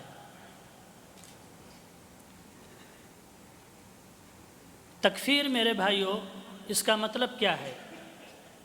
تکفیر کہتے ہیں کسی مسلمان کو اسلام سے نکال کر کے کافر بنا دینا، ایک مسلم کو کافر کہہ دینا۔ اور جب کوئی شخص کسی کو کافر کہہ دے تب آپ جانتے ہیں کہ وہ کتنا خطرناک جملہ ہے اور اس سے کیا برے اثرات مرتب ہوتے ہیں۔ سارا معاملہ الٹ جاتا ہے، اس کا خون حلال ہو جاتا ہے، اس کی بیوی اس کے اوپر حرام ہو جاتی ہے، اس کے بچے اس کے وارث نہیں بنیں گے، اور اسی طریقے سے مسلمانوں کے لیے اس کے اوپر مرنے کے بعد نماز جنازہ حرام ہو جاتا ہے، اور مسلمانوں کے قبرستان میں دفن کرنا ممنوع ہے۔ یہ سارے اثرات مرتب ہوتے ہیں اگر آپ کسی معین شخص کو آپ یہ کہہ دیں یہ کافر ہے۔ کیوں؟ اس لیے کہ وہ مرتد ہو جاتا ہے، مرتد کے حکم میں چلا جاتا ہے، اور آج اس جملے کی حفاظت ہم نہیں کر پا رہے ہیں۔ چھوٹی چھوٹی باتوں پر، چھوٹے اختلاف پر، اور کسی معصیت کی وجہ سے کسی بھائی کو یہ کہہ دیا جاتا ہے کہ اس نے یہ کام کیا ہے، کافر ہو گیا، اس نے چوری کی، کافر ہو گیا، زنا کی، کافر ہو گیا۔ جائے کہ اللہ کے نبی جناب محمد رسول اللہ صلی اللہ علیہ وسلم نے امت کی عزت کی بڑی حفاظت کی ہے، اور جب آپ سیرت طیبہ کا مطالعہ کریں گے اور تاریخ کے جھروکوں میں، سیرت کے جھروکوں میں جھانکنے کی کوشش کریں گے تو ہمیں یہ بات بخوبی واضح طور پر عیاں ہو جائے گی کہ اللہ کے نبی صلی اللہ علیہ وسلم نے کیا کسی کو معصیت کی وجہ سے یا کسی کو کسی غلطی کی وجہ سے کافر کہا ہے؟ میرے بھائیوں، یہ فتنہ آج بہت ہی زیادہ پنپ رہا ہے، بہت زیادہ پنپ رہا ہے، اور یہی وجہ ہے کہ یہ کیوں آج دشمنان اسلام، اور جو اسلام کا جو سب سے بڑا دشمن ہے، اس کی پشت پناہی میں کچھ لوگ، چند لوگ، اور جس کی پیشین گوئی اللہ کے نبی صلی اللہ علیہ وسلم نے پہلے ہی فرما دی تھی، نوجوان قسم کے لوگ آج جب عالم اسلام کی خبریں سنتے ہیں، ماؤں کی صدائیں ان کے کانوں سے ٹکراتی ہیں، مظلوم مسلمان، چھوٹے چھوٹے شیرخوار بچے تہے تیغ کیے جاتے ہیں، بم سے اڑا دیے جاتے ہیں، تو نوجوانوں کے خون گرم ہوتے ہیں، اور ایسی صورت میں جو دشمن اسلام کا سب سے بڑا دشمن ہے، ایسی صورت میں ان جذباتی لوگوں کو اپنے کام میں لے لیتے ہیں، اور یہ جذباتی لوگ اٹھتے ہیں کہ یہ جو مسلمان اپنے آیا پر ظلم کرتے ہیں یہ کافر ہیں، ان پہ کفر کا فتویٰ لگاتے ہیں اور پھر ان کے خون کو حلال سمجھنے لگتے ہیں اور پھر داعش کی شکل میں جماعت تیار ہو جاتی ہے، داعش کی شکل میں جماعت تیار ہو جاتی ہے۔ اور ایسی صورت میں جب لوگ حکام کو اور مسلمانوں کو کافر کہنے لگتے ہیں اور علماء اسلام کی عزت خاک میں ملانے لگتے ہیں اور ایک دوسرے عالم، بڑے بڑے عالم کو فتوے دے کر کے کہتے ہیں یہ حاکم پرست ہے، یہ فلاں پرست ہے، یہ فلاں پرست ہے، تو ایسی صورت میں میرے بھائیوں یہی جماعتیں داعش کے نام پر رونما ہوتی ہیں اور مسلمانوں کا خون کرتی ہیں، مسلمانوں کو قتل کرتی ہیں۔ کتنا بڑا جرم ہے! آپ دیکھیے کہ اللہ کے نبی جناب محمد رسول اللہ صلی اللہ علیہ وسلم کی زندگی میں بہت سے ایسے واقعات آئے ہیں۔ آپ خود دیکھیے عبداللہ بن ابی منافق، اللہ کے نبی صلی اللہ علیہ وسلم کے سامنے کھڑا ہو کر کے مسلمانوں کے سامنے آپ کی بے عزتی کرتا ہے، آپ کی شان میں گستاخی کرتا ہے، صحابہ کرام کے ہاتھ تھر تھرانے لگتے ہیں اس کو قتل کرنے کے لیے۔ اللہ کے نبی صلی اللہ علیہ وسلم منع کر دیتے ہیں، منع کر دیتے ہیں۔ کیوں؟ اس لیے کہ آس پاس کے جو مشرکین ہیں وہ کیا کہیں گے کہ محمد صلی اللہ علیہ وسلم اپنے ہی ساتھیوں کو قتل کر رہے ہیں۔ اللہ کے نبی صلی اللہ علیہ وسلم نے منع کر دیا۔ اسی طریقے سے ایک مرتبہ اللہ کے نبی صلی اللہ علیہ وسلم مال غنیمت تقسیم کر رہے ہیں، ایک شخص اٹھتا ہے اور کہتا ہے اعدل یا رسول اللہ، اے اللہ کے رسول عدل کیجئے۔ نبی پاک صلی اللہ علیہ وسلم غصے سے بے تاب ہو جاتے ہیں، آپ کا چہرہ دیکھ کر کے صحابہ کرام اس کی گردن مارنے کے لیے تیار ہو جاتے ہیں، اجازت لیتے ہیں۔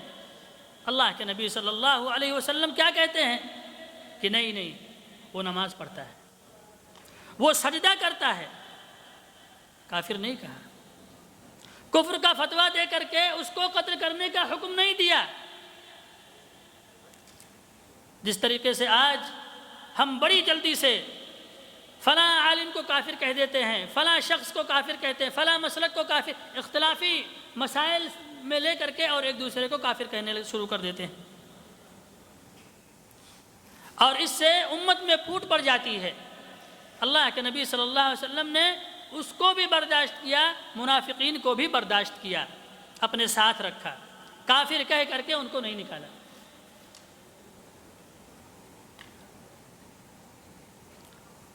اسی طریقے سے میرے بھائیوں، اللہ کے نبی صلی اللہ علیہ وسلم نے ہمارے اس دین کی بقا کے لیے اور حفاظت کے لیے، ہمارے عقیدے کی اور ہمارے زبان کی اپنے آپ کو پابندی میں رکھنے کا حکم دیا ہے، اور کسی کو بھی غلطی کی وجہ سے آپ اس کو کافر نہیں کہہ سکتے ہیں۔ میرے بھائیوں، اللہ کے نبی صلی اللہ علیہ وسلم نے آپ سے بے شمار ایسی حدیثیں ثابت ہیں کہ جن میں اللہ کے نبی صلی اللہ علیہ وسلم نے خاص طور سے ہمیں یہ حکم دیا ہے کہ ہم فلاں کو کافر نہ کہیں، اور خود اللہ رب العالمین ارشاد فرماتا ہے کہ اے مومنو، جب تم اللہ کی زمین پر چلو اور جب بھی تمہیں کوئی سلام کرے تو اس کو یہ نہ کہو کہ یہ مومن نہیں ہے۔ مومن اور کافر، کسی کو کافر کہنا یہ کس کا اختیار ہے؟ یہ شریعت ہے، اور شریعت صرف اللہ رب العالمین ہی اس کا حکم دے سکتا ہے۔ اس کے ضوابط ہیں، اس کے اصول ہیں، اور یہ ایک جید عالم، پختہ عالم ہی اس پر حکم دے سکتا ہے کہ فلاں شخص کیا ہے؟ کافر ہے۔ آپ دیکھیے اہل سنت والجماعت میں سے بڑے بڑے ائمہ جتنے بھی گزرے ہیں، یہاں تک کہ امام ابن تیمیہ رحمۃ اللہ علیہ یہ کہتے ہیں کہ اگر کوئی شخص کلمہ پڑھتا ہے، لا الہ الا اللہ کہتا ہے، اور وہ کسی بت کے سامنے سجدہ کرتا ہے تو بھی ہم اسے کافر نہیں کہیں گے۔ ہو سکتا ہے اس کے پاس عذر ہو سکتا ہے کہ وہ جبراً سجدہ کروایا جا رہا ہو یا کسی وجہ سے سجدہ کر رہا ہو۔ اللہ تبارک و تعالیٰ فرماتا ہے من کفر باللہ من بعد ایمانہ الا من اکرہ وقلبہ مطمئن بالایمان، کہ اگر کوئی شخص کوئی کلمہ کفر کہتا ہے یا کفر کرتا ہے اور وہ مکرہ ہے، اس کا ایمان مضبوط ہے، دل میں داخل ہے، وہ مضبوط ہے، تو اللہ رب العالمین نے اس کے اوپر کوئی وعید نہیں سنائی ہے۔ اور آج ہم چھوٹی چھوٹی باتوں پر ایک دوسرے کو کافر کہہ دیتے ہیں، ایک دوسرے کو کافر کہہ دیتے ہیں۔ ہمارے نزدیک جو بھی چیز ہمارے خلاف ہو ہم اس کو کافر کہہ دیں، اور اس وجہ سے میرے بھائیوں جب یہ منہج ہمارے ذہن میں راسخ ہو جاتا ہے تو پھر ہمارے نزدیک کسی کی بھی عزت نہیں رہتی ہے، نہ ہم عالم کی قدر کرتے ہیں، نہ ہم اپنے بڑے کی قدر کرتے ہیں، اور نہ ہم امیر المومنین کی قدر کرتے ہیں۔ یہ دیکھو اس میں یہ ہوتا ہے، یہ برائی پائی جاتی ہے، اس کا مطلب یہ حکومت کافر ہے۔ یہ عالم ان کو حق نہیں بتلاتے ہیں، یہ بھی کافر ہیں، جو ان کے ساتھ چلتے ہیں وہ بھی کافر ہیں۔ یہ کیا ہے میرے بھائیوں؟ اسی طریقے سے محمد بن عبد الوہاب رحمۃ اللہ علیہ سب سے زیادہ اگر کوئی مظلوم شخصیت ہے تو وہ ہیں، لوگ ان کو برا بھلا کہتے ہیں اور پتہ نہیں کیا کیا نجدی کافر فلاں فلاں چیزیں کہتے ہیں، لیکن ان کی تحریر میں کہیں بھی یہ نہیں لکھا ہوا ہے کہ کسی کو بھی، چاہے وہ قبر کے لیے سجدہ کرتا ہو، کسی ولی سے مانگتا ہو، کسی بھی سے استغاثہ کرتا ہو، انہوں نے اس کو کافر نہیں کہا ہے، کفر کا کام کہا ہے، شرک کا کام کہا ہے، لیکن اس کو یہ نہیں کہا ہے کہ جو ایسا کرتا ہے وہ کافر ہے۔ اس لیے میرے بھائیوں اس سلسلے میں ہمیں بہت محتاط رہنا چاہیے، بہت محتاط رہنا چاہیے۔ اور آج یہ آپ جانتے ہیں کہ یہ فتنہ جب حضرت عثمان رضی اللہ تعالی عنہ کے دور سے یہ شروع ہوا، اور جو اس کو ہم خوارج کہتے ہیں، خوارج بہت معروف ہیں، جس کی وجہ سے آج تک وہ جو اس وقت فتنہ نمودار ہوا تھا، آج تک وہ آگ آج تک نہیں بجھ سکی، امت اس کی لپیٹ میں آج تک موجود ہے۔ اور دیکھیے میرے بھائیوں، جو باطل ہیں، جو باطل فرقے ہیں، وہی حق فرقے کو طعن و تشنیع کرتے ہیں، کفر کا فتویٰ لگاتے ہیں۔ کسی صحیح منہج اہل سنت والجماعت کا صحیح عالم اور صحیح اس پر عمل کرنے والا کسی اپنے مخالف کو کبھی بھی کافر نہیں کہہ سکتا ہے۔ اس نے کافر نہیں کہا، یہ کہا ضرور ہوگا کہ یہ کام جو تم کر رہے ہو شرک والا کام ہے، اس سے بچنا چاہیے، لیکن یہ نہیں کہا کہ تم مشرک ہو۔ یہ بہت بڑا کلمہ ہے، یہ بہت بڑا کلمہ ہے۔ اور آپ جانتے ہیں کہ اللہ کے نبی صلی اللہ علیہ وسلم نے اس شخص کے بارے میں، یعنی اگر کوئی شخص غیر اللہ کا نام بھی لے لیتا ہے، اس سے کفر کا کام بھی ہو جاتا ہے، تو ہم اس کو جہالت کے ساتھ یا عذر کے ساتھ اس کو ہم معذور سمجھیں گے۔ اللہ کے نبی صلی اللہ علیہ وسلم نے جب وہ حدیث بتلائی جس حدیث میں اس آدمی کا تذکرہ ہے کہ سفر پہ جا رہا تھا، اس کا سارا ساز و سامان ایک اونٹنی پر لدا ہوا تھا، اور وہ سو جاتا ہے آرام کے لیے، اٹھتا ہے تو اپنی اونٹنی کو غائب پاتا ہے، سارا سامان اسی کے اوپر ہوتا ہے، پریشان ادھر ادھر تلاش کرتا ہے، تھک ہار کر کے بیچارہ آ کے سو جاتا ہے۔ اس کی زندگی اس کے نکھاؤں کے سامنے معدوم ہوتی ہے، لیکن جب دوبارہ اس کی آنکھ کھلتی ہے تو اپنے اونٹنی کو اپنے سامنے پاتا ہے، شدت فرح سے، خوشی کی اتنی شدت اس کے دماغ میں ہو جاتی ہے کہ وہ کیا کہتا ہے، اے اللہ تو میرا بندہ ہے، میں تیرا رب ہوں۔ اللہ کے نبی صلی اللہ علیہ وسلم اس کا یہ عذر سمجھتے ہیں، کفر کا فتویٰ نہیں لگاتے ہیں کہ اس نے کفر کا کام کیا، وہ کافر ہو گیا۔ شدت فرح کی وجہ سے وہ اپنا توازن کھو بیٹھا، اور جس کی وجہ سے وہ کیا کہہ دیا اس نے کہ اللہ تو میرا بندہ ہے، میں تیرا رب ہوں۔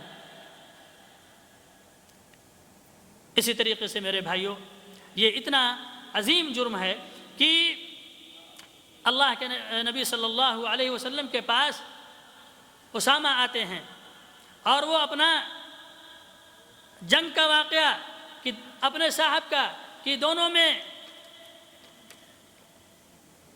جنگ ہو رہی ہے، مبارزت ہو رہی ہے، وہ ان کو قتل کے لیے پریشان، ان کو قتل کے لیے، اور جب ان کا دشمن ان کے سامنے والا ان کے تلوار کے سائے میں آ جاتا ہے، موت وہ اپنے آنکھوں کے سامنے دیکھتا ہے تو کیا کہتا ہے، اشہد ان لا الہ الا اللہ واشہد ان محمد رسول اللہ۔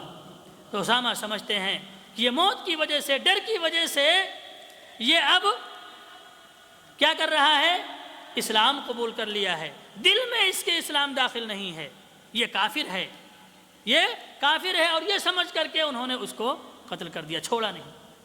اللہ کے نبی صلی اللہ علیہ وسلم اس غزوے سے بڑے خوش ہو رہے تھے، اتفاق سے اسامہ نے اپنا واقعہ سنایا اور وہ خوشی غم میں بدل گئی۔ اللہ کے نبی صلی اللہ علیہ وسلم نے فرمایا، یا معاذ، اس نے لا الہ الا اللہ کہا تھا، اس کے بعد تم نے قتل کر دیا، اس کے بعد تم نے قتل کر دیا۔ اسامہ اپنی بات پیش کر رہے ہیں، عذر بیان کر رہے ہیں کہ اللہ کے نبی صلی اللہ علیہ وسلم وہ میرے تلوار کے سائے میں آ گیا تھا، نیچے آ گیا تھا، اب وہ موت دیکھ کر کے اس نے کلمہ پڑھا تھا۔ اللہ کے نبی صلی اللہ علیہ وسلم نے فرمایا، کیا تم نے اس کے دل کو چیرا تھا؟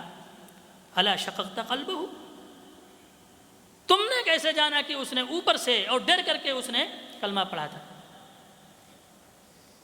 میرے بھائیوں، اور اللہ کے نبی صلی اللہ علیہ وسلم بار بار یہی کہتے رہے، تم کیا کرو گے جب وہ لا الہ الا اللہ کے ساتھ قیامت کے دن تم سے حجت کرے گا، کیا کرو گے اس کو؟ بار بار اللہ کے نبی صلی اللہ علیہ وسلم کہہ رہے ہیں۔ اسامہ کہتے ہیں کہ کاش میں اس سے پہلے میں اسلام قبول ہی نہ کیا ہوتا، آج میں اسلام قبول کرتا، اس واقعے کے بعد میں مومن ہوتا، مسلمان ہوتا۔ اسی طریقے سے میرے بھائیوں، اللہ کے نبی صلی اللہ علیہ وسلم نے اس شخص کے لیے بھی یہ نہیں کہا کہ یہ کافر ہے، کہ جو شخص اللہ کے خوف سے اس نے یہ کہا کہ مرنے کے بعد اپنے بچوں سے کہا کہ جب میں مر جاؤں گا تو تم مجھے جلا دینا اور میری ہڈیوں کو پیس دینا، جب تیز ہوا چلے گی تو میرا آدھا حصہ تم ہواؤں میں اڑا دینا، دریا میں، آدھا پہاڑوں میں۔ اللہ کے نبی صلی اللہ علیہ وسلم فرماتے ہیں کہ اللہ رب العالمین نے ان کو زندہ کیا، اس کو زندہ کیا، اور پوچھا تم نے اس نے کیا کیا تھا؟ اس نے شک کیا، اگر اللہ تعالیٰ مجھے دوبارہ اٹھا لے گا اور اس پر میں اس کے سامنے حاضر ہوں گا تو پھر کیسے میں اس کو کیا جواب دوں گا؟ اس لیے ایسا کرو گے تو اللہ تعالیٰ اس پر قادر نہیں ہے۔ تو جو شخص اللہ کی قدرت کا انکار کرے وہ کیا ہو جاتا ہے؟ لیکن اللہ کے نبی صلی اللہ علیہ وسلم نے اس کو کافر نہیں کہا۔ یہ کفر عذر ہے، جہل ہے، جہالت کی وجہ سے اس کو یہ نہیں پتا تھا کہ اللہ رب العالمین اس بات پر بھی قادر ہے۔ تو کبھی بھی جہالت کی وجہ سے ہمیں ایسا نہیں کرنا چاہیے۔ اللہ کے نبی صلی اللہ علیہ وسلم نے بہت سے بالکل صراحت کے ساتھ فرمایا کہ اگر کوئی شخص اپنے بھائی کو کافر کہے یا کافر تو وہ شخص اس سے کیا ہو جاتا ہے؟ الگ ہو جاتا ہے، اور اگر اس کے اندر وہ صفت نہیں پائی جاتی ہے تو پھر کافر کہنے والا خود کافر ہو جاتا ہے۔ اسی طریقے سے اللہ کے نبی صلی اللہ علیہ وسلم نے فرمایا کہ دو شخص جنت میں ایک ساتھ اکٹھا نہیں ہو سکتے ہیں، ان میں سے جو ایک اپنے دوسرے بھائی کو کافر کہے تو کافر کہنے والا اللہ کے نبی صلی اللہ علیہ وسلم فرماتے ہیں کہ وہ شخص جنت میں نہیں جا سکتا ہے۔ اسی طریقے سے ایک تیسری حدیث اللہ کے نبی صلی اللہ علیہ وسلم فرماتے ہیں کہ اگر جو شخص اپنے بھائی کو لعنت کرے تو گویا اس نے اس کو قتل کیا ہے، اور اگر کوئی شخص اس کو کافر کہے تو گویا اس نے اس کو قتل کیا ہے۔ تو کتنی بڑی بات ہے میرے بھائیوں، اور ہم چھوٹی چھوٹی باتوں پر، گناہوں پر، اور ہم اس کو کافر کہہ دیتے ہیں، گناہوں پر ہم کافر کہہ دیتے ہیں۔ یعنی اگر کوئی شخص غیر اللہ کو پکار رہا ہے، کتنے ہمارے ملکوں میں ایسے لوگ پائے جاتے ہیں جو غیر اللہ کا طواف کرتے ہیں، مزاروں پہ جاتے ہیں، اللہ کے علاوہ دوسروں کو پکارتے ہیں، لیکن ہم ڈائریکٹ ان کو کافر نہیں کہہ سکتے ہیں کہ تو کافر ہے، جب تک کہ ہم اس کے اوپر حجت نہ قائم کر دیں، اس کے اوپر حجت نہ قائم کر دیں۔ ایک مرتبہ، دو مرتبہ اس کے اندر جو اشکال ہے اس کو ہم دور نہ کر دیں۔ ہو سکتا ہے کہ وہ شخص ابھی سمجھ نہیں پا رہا ہے، نہیں تو شرک اور کفر، ایک کلمہ پڑھنے والا کیسے کفر کر سکتا ہے؟ اس لیے یہ بہت خطرناک عمل ہے میرے بھائیوں، بہت بڑا جرم ہے، اور جس کی وجہ سے آج یہ جتنے بھی فرقے جو نونما ہوئے ہیں، جو آج ناجائز مسلمانوں کا خون کر رہے ہیں، مسلمانوں کو قتل کر رہے ہیں، عورتوں کی عزتوں کو پامال کر رہے ہیں، چاہے وہ داعش کے شکل میں ہوں یا کہیں بھی بچوں کو قتل کرتے ہوں، یہ سب اسی منہج فکر سے وابستہ ہیں، جو یہ سمجھتے ہیں کہ مسلمانوں کے خون کو حلال سمجھتے ہیں، اس وجہ سے وہ یہ سمجھتے ہیں کہ گناہ کبیرہ کا مرتکب کیا ہوتا ہے؟ کافر ہوتا ہے۔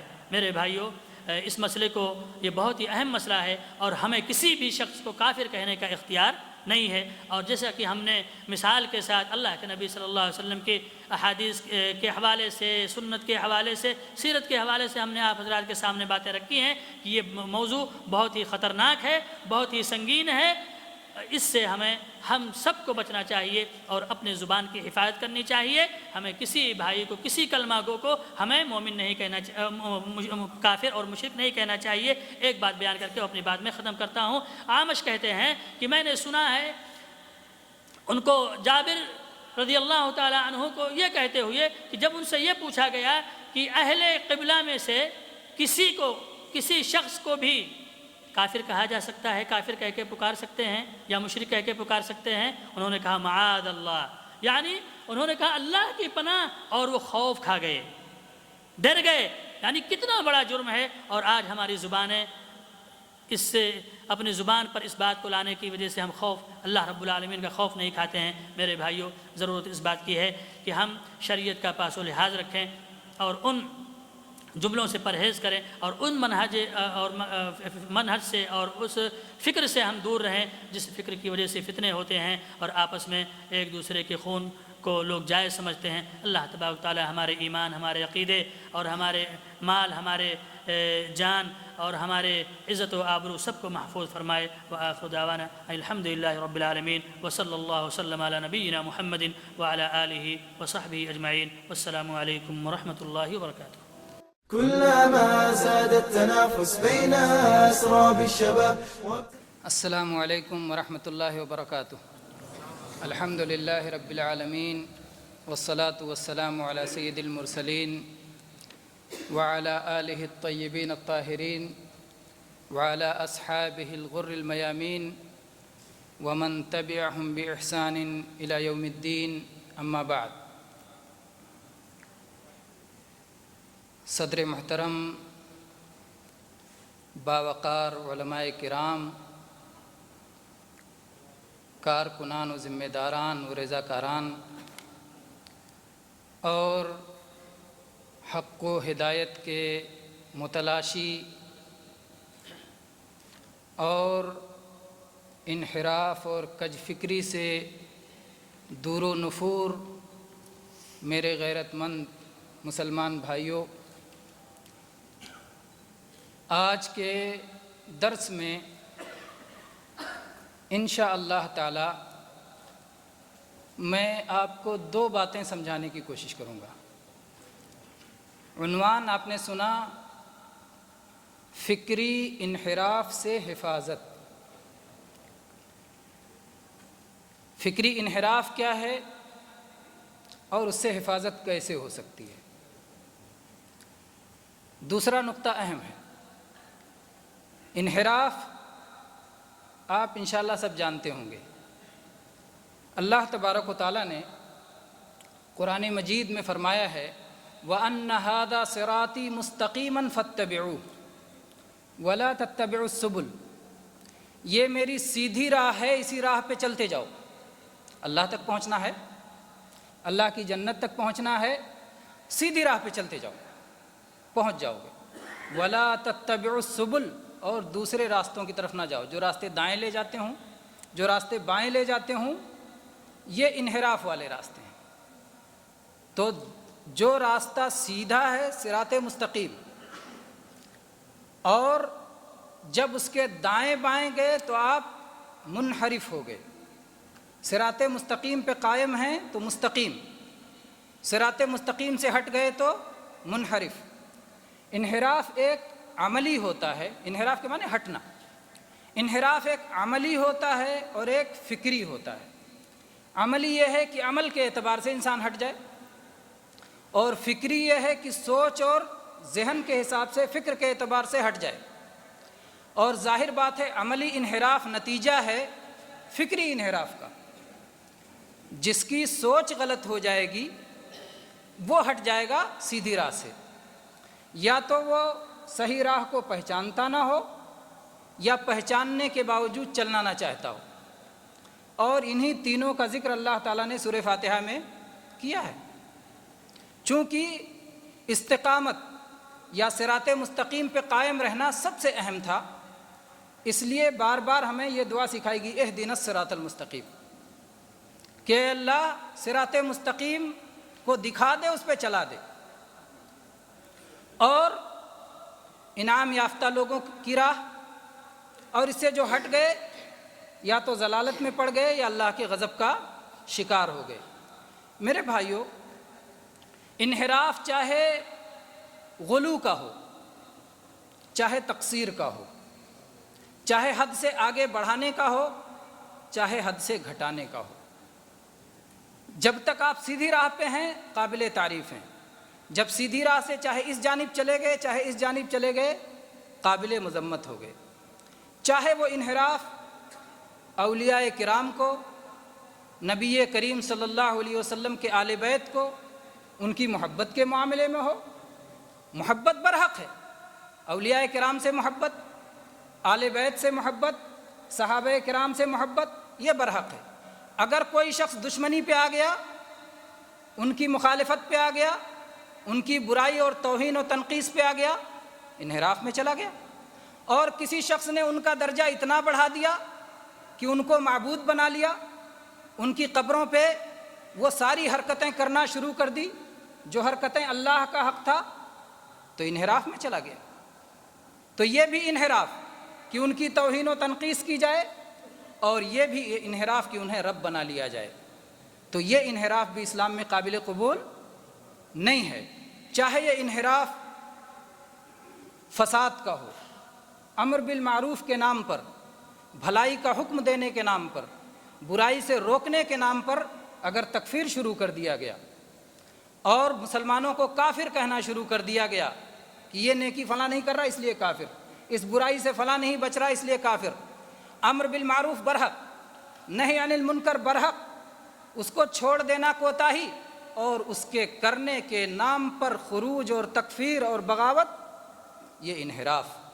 اسی طرح سے میرے بھائی، جہاد اگر صحیح طور پر ہو، اللہ کے حکم کے مطابق ہو، برحق، اور جہاد کے نام پہ فساد شروع کر دیا جائے تو انحراف۔ تو اس طرح سے جتنے بھی انحراف ہیں، وہ انحراف کیوں آتے ہیں؟ فکر نادرست ہونے کی وجہ سے۔ تو فکری انحراف یہ عملی انحراف سے زیادہ اہم ہے، اسی لیے کسی بھی نام پر ہو یہ انحراف قابل قبول نہیں ہے۔ تبلیغ برحق ہے، اللہ کی طرف دعوت دینا برحق ہے۔ دعوت کس طرح ہونی چاہیے؟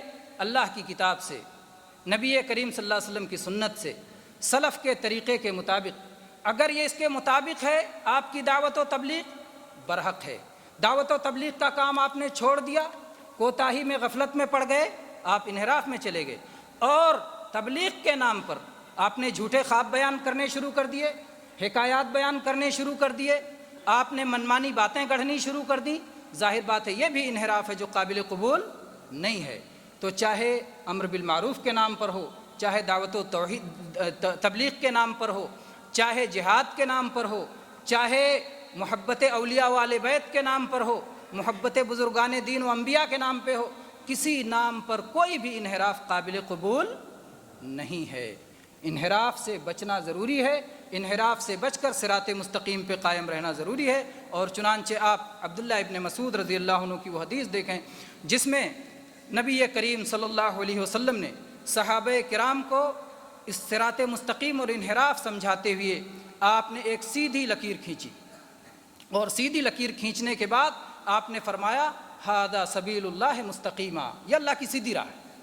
اور اس کے بعد آپ نے کچھ لکیریں دائیں کھینچی، کچھ لکیریں بائیں کھینچی، اور آپ نے فرمایا ھذہ سبل، یہ کچھ اور راستے ہیں، یہ کچھ پگڈنڈیاں ہیں، یہ شاہراہ عام سے ہٹ گئی ہیں، یہ راستے ایسے راستے ہیں کہ جن پر شیطان بیٹھا ہوا ہے، اور جو شیطان کی دعوت کو سنتا ہے، قبول کرتا ہے، وہ اس منحرف راستے پر جا کر کے اللہ تک پہنچنے سے، اللہ کی جنت تک پہنچنے سے بھٹک جاتا ہے۔ تو یہ مسند احمد، مستدرک حاکم وغیرہ کی صحیح حدیث ہے۔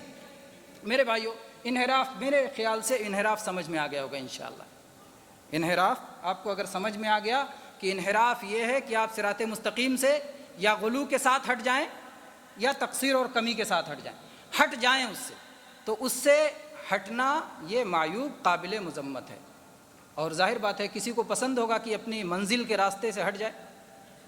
کسی کو پسند نہیں ہوگا نا، ہر کوئی چاہتا ہے آپ کی منزل، آپ اگر یہاں سے نکلے احسا سے، آپ دمام کے لیے نکلے، لیکن غلطی سے آپ نے راستہ بھٹک کر کے آپ نے راستہ کوئی اور پکڑ لیا جو دمام لے جانے کے بجائے آپ کو کہ کہیں اور پہنچا رہا تھا، قطر لے جا رہا تھا، کویت لے جا رہا تھا، کہیں اور لے جا رہا تھا، دمام نہیں لے جا رہا تھا، تو آپ کہیں گے میں تو منزل پہ نہیں پہنچ سکتا۔ اس انحراف کے ساتھ جتنی محنت ہوگی اتنے ہی منزل سے دور ہوتے چلے جائیں گے۔ تو ہر کوئی منزل تک پہنچنا چاہتا ہے۔ منزل تک کیسے پہنچے گا؟ جب اس انحراف سے بچے گا اور وہ توبہ کر کے وہ صراط مستقیم پر پھر آئے گا، یا پہلے ہی سے صراط مستقیم پہ رہتے ہوئے وہ ان طریقوں کو اپنائے گا جن کی وجہ سے انحراف میں پڑے ہی نہ۔ تو سب سے پہلی چیز جو انحراف سے ہمیں حفاظت دیتی ہے، جس کی بنا پر ہم انحراف سے بچ سکتے ہیں، وہ ہے کتاب و سنت کو مضبوطی سے تھامنا۔ منہج سلف کے مطابق کتاب و سنت کو مضبوطی سے تھامنا، یہ ہمیں انحراف سے بچاتا ہے، اور یہ جناب محمد الرسول اللہ صلی اللہ علیہ وسلم کی تعلیم ہے۔ چنانچہ صحیح الجامع کی حدیث کی بہت ساری کتابوں میں یہ ہے کہ نبی کریم صلی اللہ علیہ وسلم نے فرمایا ترکت فیکم شیئین لن تضلوا بعدہما کتاب اللہ و سنتی، میں تم میں دو چیزیں چھوڑ کے جا رہا ہوں، اگر ان دونوں کو مضبوطی سے تھام لوگے منحرف نہیں ہوگے، گمراہ نہیں ہوگے، راستے سے بھٹکو گے نہیں۔ اور ایک اور حدیث میں جناب محمد الرسول اللہ صلی اللہ علیہ وسلم نے فرمایا من یعش منکم بعدی فسیر اختلافا کثیرا فعلیکم بسنتی وسنت الخلفاء الراشدین المہدیین تمسکوا بها وعضوا علیہا بالنواجذ وإیاکم ومحدثات الامور فإن كل محدثة بدعہ وكل بدعة ضلالہ۔ یہ سنن ابی داؤد، سنن ترمذی، سنن ابن ماجہ، مسند احمد اور حدیث کی بہت ساری کتابوں میں ہے، اور اس کو محدثین نے، امام شوکانی نے، علامہ البانی نے اور بہت سارے محدثین نے صحیح قرار دیا ہے، صحیح حدیث۔ تو اس میں اللہ کے نبی صلی اللہ علیہ وسلم نے فرمایا کہ جو میرے بعد زندہ رہے گا وہ بہت سارا اختلاف دیکھے گا، امت میں بہت سارے اختلافات پیدا ہو جائیں گے۔ اس موقع پر اگر آپ صراط مستقیم پہ قائم رہنا چاہتے ہو تو میری سنت کو اور میرے خلفائے راشدین کی سنت کو جو کہ ہدایت یافتہ ہیں ان پر مضبوطی سے جمے رہنا، اس پر قائم رہنا، اس سے ہٹنا نہیں، اور نئی نئی ایجاد ہونے والی چیزوں سے اپنے آپ کو بچانا، اس لیے کہ ہر دین کے نام پر ایجاد کی ہوئی نئی چیز بدعت ہے، اور ہر بدعت گمراہی ہے، انسان کو صحیح راستے سے بھٹکا دیتی ہے۔ میرے بھائیوں، پھر قرآن و سنت کا دعویٰ ہر کوئی کرتا ہے کہ میں نے قرآن و سنت، میری بھی دلیل قرآن و سنت ہے، کتاب و سنت ہے۔ کتاب و سنت کو اس طرح سمجھنا ہے جس طرح صحابہ کرام نے سمجھا، جس طرح سلف صالحین نے سمجھا۔ یہ ضمانت ہے کہ آپ صحیح راستے پر ہیں۔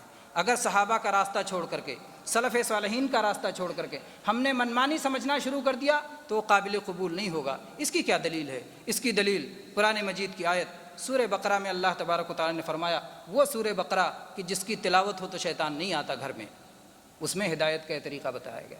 سورہ بقرہ کی تلاوت سے شیطان بھاگتا ہے، اس لیے کہ سورہ بقرہ انسان کو نفاق سے بچاتا ہے، سورہ بقرہ انسان کو کفر سے بچاتا ہے، سورہ بقرہ انسان کو سلف کا راستہ چھوڑنے سے بچاتا ہے۔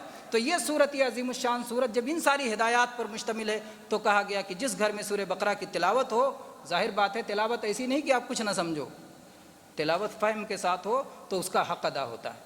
بلا فہم کے بھی ثواب تو ملتا ہے، لیکن حق تب عطا ہوتا ہے جب آپ اسے سمجھیں، تو اس کو سمجھیں۔ اس میں اللہ تعالیٰ نے فرمایا اس صورت میں، اور ابتدائی آیات ہی میں اللہ تعالیٰ نے فرمایا فَإِنْ آمَنُوا بِمِثْلِ مَا آمَنْتُمْ بِهِ فَقَدِ اهْتَدَوْا، اگر باقی لوگ بھی ایمان لاتے ہیں اسی طرح جیسے صحابہ ایمان لائے تو وہ بھی ہدایت کا راستہ پاتے ہیں۔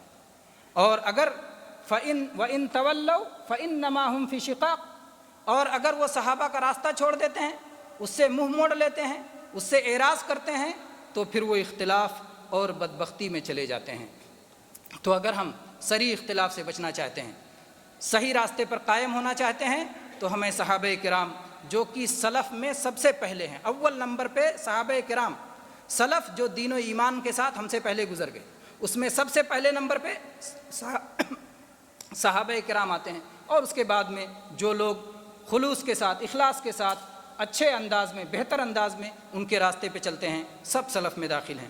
اسی طرح سے اللہ تبارک و تعالیٰ نے قرآن مجید کی ایک اور آیت میں ارشاد فرمایا وَمَن يُشَاقِقِ الرَّسُولَ مِن بَعْدِ مَا تَبَيَّنَ لَهُ الْهُدَى وَيَتَّبِعْ غَيْرَ سَبِيلِ الْمُؤْمِنِينَ نُوَلِّهِ مَا تَوَلَّى وَنُصْلِهِ جَهَنَّمَ وَسَاءَتْ مَصِيرًا، کہ جو لوگ رسول اللہ صلی اللہ علیہ وسلم سے اختلاف کریں حق کو واضح ہو جانے کے بعد اور ایمان والوں کا راستہ چھوڑ دیں، تو ایسے لوگوں کو اللہ تعالیٰ کہتا ہے کہ وہ جہاں جائیں گے ہم انہیں جانے کے لیے چھوڑ دیں گے، اور ان کا ٹھکانہ ہم جہنم بنا دیں گے، اور بدترین ٹھکانہ ہے۔ اللہ کے نبی صلی اللہ علیہ وسلم کی شریعت آپ کے سامنے واضح ہو گئی، صحابہ کا راستہ آپ کے سامنے واضح ہو گیا، ایمان والوں کا راستہ آپ کے سامنے واضح ہو گیا، اور اس کے بعد آپ اس سے ہٹ کر کے اپنی راہ بناتے ہیں، تو آپ نے گویا خود اپنے لیے انحراف کو پسند کیا۔ جب آپ خود ہلاکت کو پسند کر رہے ہیں تو آپ کے لیے وہی مقدر ہوگا جو آپ پسند کر رہے ہیں، اور اسی میں آپ آگے بڑھتے چلے جائیں گے۔ اسی طرح سے اللہ تبارک و تعالیٰ نے قرآن مجید کی ایک اور آیت میں ارشاد فرمایا والسابقون الاولون من المہاجرین والانصار والذین اتبعوهم بإحسان رضی اللہ عنہم ورضوا عنہ وأعد لهم جنات تجری تحتها الانہار خالدین فیہا ابدا ذلک الفوز العظیم، کہ وہ سابق اور مقدم صحابہ کرام چاہے مہاجرین میں سے ہوں چاہے انصار میں سے ہوں، اور جو لوگ ان کی پیروی کرتے ہیں اخلاص کے ساتھ، اللہ تبارک و تعالیٰ نے ان سے اپنی رضا کا اعلان کیا کہ وہ اللہ سے راضی اور اللہ ان سے راضی، اور اللہ نے ان کے لیے ایسی جنتیں تیار کر رکھی ہیں جس کے نیچے سے نہریں جاری ہوں گی۔ تو میرے بھائیوں، ان آیات کی روشنی میں یہ بات خوب واضح ہو جاتی ہے کہ صحابہ کرام کے فہم کے مطابق، ان کی سمجھ کے مطابق ہمیں قرآن مجید کو اور احادیث کو سمجھنا ہے۔ ہم قرآن و حدیث کو اپنی طرف سے سمجھ کر کے اپنے فہم کو استعمال جب کرنے لگیں گے، صحابہ کا طریقہ چھوڑ دیں گے، سلف کا طریقہ چھوڑ دیں گے، تو گمراہی میں پڑ جائیں گے، انحراف کا شکار ہو جائیں گے۔ تو انحراف سے بچنے کی سب سے پہلی چیز، انحراف سے بچانے والی، انحراف سے حفاظت کرنے والی سب سے پہلی چیز کیا ہے؟ وہ ہے قرآن مجید کو مضبوطی سے تھامنا، صحابہ کرام اور سلف کے فہم کے مطابق۔ دوسری چیز جو ہمیں انحراف سے بچاتی ہے وہ ہے علماء سے وابستگی اور تعلق۔ جب آپ علماء سے جڑے رہیں گے تو جہاں بھی شیطان آپ کے دل میں کوئی وسوسہ ڈالے گا، کوئی شبہہ پیدا کرے گا، قرآن کی کسی آیت کو آپ غلط طور پہ سمجھیں گے، کسی حدیث کو آپ غلط طور پہ سمجھیں گے، تو علماء آپ کو سمجھا دیں گے کہ آپ نے جو سمجھا ہے وہ غلط سمجھا ہے، صحیح اس طرح ہے۔ تو علماء سے تعلق یہ آپ کو انحراف سے بچانے کی ضمانت ہے، اور یہ اللہ تعالیٰ کی بات ہے۔ اللہ تعالیٰ نے فرمایا قرآن مجید میں فَاسْأَلُوا أَهْلَ الذِّكْرِ إِن كُنتُمْ لَا تَعْلَمُونَ، علم والوں سے پوچھ لو اگر تمہیں علم نہیں ہے، اگر تمہیں معلوم نہیں ہے، اگر تمہیں جانکاری نہیں ہے، اگر تم نہیں جانتے تو کس سے پوچھو؟ علم والوں سے پوچھ لو۔ تو علماء سے تعلق آپ رکھیں گے تو انحراف سے آپ بچے رہیں گے، لیکن منمانی اگر آپ چلتے رہیں گے تو انحراف میں پڑ جائیں گے۔ اسی طرح سے جناب محمد رسول اللہ صلی اللہ علیہ وسلم کی یہ حدیث جو سنن نبی داؤد میں اور صحیح الجامع میں ہے، اللہ کے نبی صلی اللہ علیہ وسلم فرمایا الا سألوا اذا لم يعلموا فانما شفاء العي السؤال، جب انہیں معلوم نہیں تھا تو انہوں نے سوال کیوں نہیں کیا؟ اس لیے کہ بیمار کا علاج سوال کرنے میں ہے، نادانی کی بیماری کا علاج سوال کرنے میں ہے، تو سوال کرتے تو وہ ہدایت پہ آ جاتے اور گمراہی سے بچ جاتے۔ اس سلسلے میں میں ایک واقعہ لیتا ہوں آپ کے سامنے، عبداللہ ابن عباس رضی اللہ عنہ کا واقعہ۔ عبداللہ ابن عباس رضی اللہ عنہ آپ جانتے ہیں کہ صحابہ کرام میں سے ہیں، علماء صحابہ کرام کے علماء میں سے ہیں، مفسر قرآن ہیں۔ نبی کریم صلی اللہ علیہ وسلم نے ان کے لیے دعا دی تھی، اللہم علمہ التاویل وفقہہ فی الدین۔ تو یہ صحابی ہیں، اور ان صحابی کے ساتھ کیا ہوا؟ آپ علی رضی اللہ عنہ کے بارے میں جانتے ہیں کہ علی رضی اللہ عنہ کے لشکر میں سے ایک لشکر خوارج باغی ہو کر کے نکل گیا، اور اس نے علی رضی اللہ عنہ پر بعض الزامات لگائے، اور اس کی بنا پر ان لوگوں نے کہنا شروع کیا کہ علی رضی اللہ عنہ کافر ہو چکے ہیں، اور ان کے ساتھ میں جو لوگ ہیں سب کافر ہو چکے ہیں۔ اور ان لوگوں نے جنگ کی تیاری شروع کر دی کہ علی رضی اللہ عنہ سے جنگ کریں گے، ان کے ساتھیوں سے جنگ کریں گے، بلکہ سارے مسلمانوں سے وہ جنگ کرنے، وہ صرف اپنے آپ کو مسلمان سمجھتے تھے، بقیہ سارے مسلمانوں کو انہوں نے کافر قرار دے لیا تھا۔ ایک دن عبداللہ ابن عباس رضی اللہ عنہ سیدنا علی رضی اللہ عنہ کے پاس پہنچے اور ان سے کہا کہ میں چاہتا ہوں کہ میں ان لوگوں کے پاس جاؤں اور ان لوگوں سے گفتگو کروں، انہیں سمجھانے کی کوشش کروں، شاید وہ راہ راست پہ آ جائیں۔ علی رضی اللہ عنہ نے کہا مت جائیے، مجھے خطرہ ہے کہیں آپ کو نقصان نہ پہنچائیں۔ عبداللہ ابن عباس رضی اللہ عنہ نے اللہ پر توکل کرتے ہوئے کہا انشاءاللہ ایسا نہیں ہوگا، وہ مجھے نقصان نہیں پہنچائیں گے۔ عبداللہ ابن عباس رضی اللہ عنہ گئے، خوبصورت یمنی جوڑا زیب تن کیا، بہترین لباس پہن کر کے، عمدہ اور قیمتی لباس پہن کر کے ان کے پاس گئے، کیونکہ وہ لوگ عمدہ اور قیمتی لباس کو بھی گناہ کا حصہ سمجھتے تھے۔ تو یہ سمجھانے کے لیے کہ یہ بھی نبی کریم صلی اللہ علیہ وسلم کی سنت ہے، اللہ کے نبی کریم صلی اللہ علیہ وسلم نے بھی ایسا پہنا ہے۔ وہ جب پہنچے اور پہنچتے ہی ان لوگوں نے اعتراض کیا کہ اب ابن عباس یہ کیا، اتنا قیمتی جوڑا پہن کے آئے ہو؟ تو انہوں نے کہا اگر میں نے پہنا تو کیا ہوا، جناب محمد رسول اللہ صلی اللہ علیہ وسلم پہنتے تھے۔ تو پہلے پہنچتے پہلی شکست تو ان کی وہیں ہو گئی، پہلے جملے میں کہ تم لوگ پورا دین نہیں جانتے ہو اور دین کی منمانی تفسیر کر کے بیٹھے ہو، اور علی رضی اللہ عنہ کو اور ان کے ساتھیوں کو تم نے کافر قرار دے لیا ہے، جبکہ تم رسول اللہ صلی اللہ علیہ وسلم کے بارے میں بھی، آپ کے لباس کے بارے میں بھی نہیں جانتے کہ آپ کیا پہنتے تھے اور کیا نہیں پہنتے تھے۔ تو پھر عبداللہ ابن عباس رضی اللہ عنہ نے ان سے پوچھا کہ تمہارا اعتراض کیا ہے، اور اس کے بعد میں ان لوگوں نے اپنے ایک ایک اعتراضات بتانے شروع کیے۔ انہوں نے کہا کہ علی رضی اللہ عنہ نے اپنے اور معاویہ رضی اللہ عنہ کے جھگڑے میں کچھ انسانوں کو حکم بنا لیا جو وہ فیصلہ کریں گے۔ آپ یہ بتائیے، اللہ تعالیٰ نے قرآن پاک میں فرمایا ہے ان الحکم الا للہ، فیصلہ تو کرنے والا اللہ ہے، انہوں نے انسانوں کو فیصلہ کرنے والا کیوں بنا لیا؟ عبداللہ ابن عباس رضی اللہ عنہ نے کہا بس یہی اعتراض؟ کہا نہیں ایک اور ہے۔ کہا وہ کیا اعتراض ہے؟ کہا دوسرا اعتراض یہ ہے کہ علی رضی اللہ عنہ نے جب جو ہے صلح نامہ لکھنا شروع کیا تو اس پہ لکھا کہ جو ہے امیر المؤمنین علی رضی اللہ عنہ کی طرف سے، یہ نہیں لکھا، امیر المؤمنین کاٹ دیا۔ تو کیا وہ امیر المؤمنین نہیں امیر الکافرین ہے؟ کیوں امیر المؤمنین کو کاٹ دیا انہوں نے، کیوں نہیں لکھا؟ یہ دوسرا اعتراض۔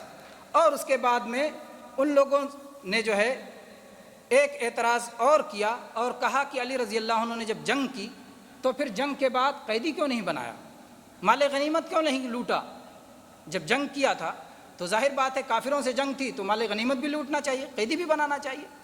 تو اس موقع پر عبداللہ ابن عباس رضی اللہ عنہ کا اب سارے اعتراضات ختم ہو گئے؟ کہا ہاں سارے اعتراض، یہی اتنے اعتراض ہیں ہمارے پاس۔ تو پھر ایک ایک اعتراض کا جواب دیا عبداللہ ابن عباس رضی اللہ عنہ۔ کہا کہ جہاں تک یہ مسئلہ ہے کہ علی رضی اللہ عنہ نے حکم بنایا تو اللہ تعالیٰ نے قرآن مجید میں انسانوں کو حکم بنانے کے بارے میں فرمایا ہے۔ اللہ تعالیٰ نے کہا ہے کہ اگر میاں بیوی میں جھگڑا ہو جائے تو شوہر کے خاندان کے کچھ لوگوں کو لے آؤ، بیوی کے خاندان کے کچھ لوگوں کو لے آؤ، اگر وہ لوگ صلح چاہتے ہیں تو اللہ تعالیٰ کوئی راستہ پیدا کر دے گا۔ تو میاں بیوی کے جھگڑے میں کچھ انسانوں کو فیصلہ کرنے والا بنایا جا سکتا ہے، تو امت کا خون بچانے کے لیے، امت کے جانوں کی حفاظت کے لیے انسانوں کو کیوں نہیں فیصلہ کرنے والا بنایا جا سکتا؟ تو بہت سارے لوگوں کو بات سمجھ میں آ گئی، انہوں نے توبہ کر لیا۔ پھر اس کے بعد کہا تم نے کہا امیر المومنین کیوں کاٹ دیا؟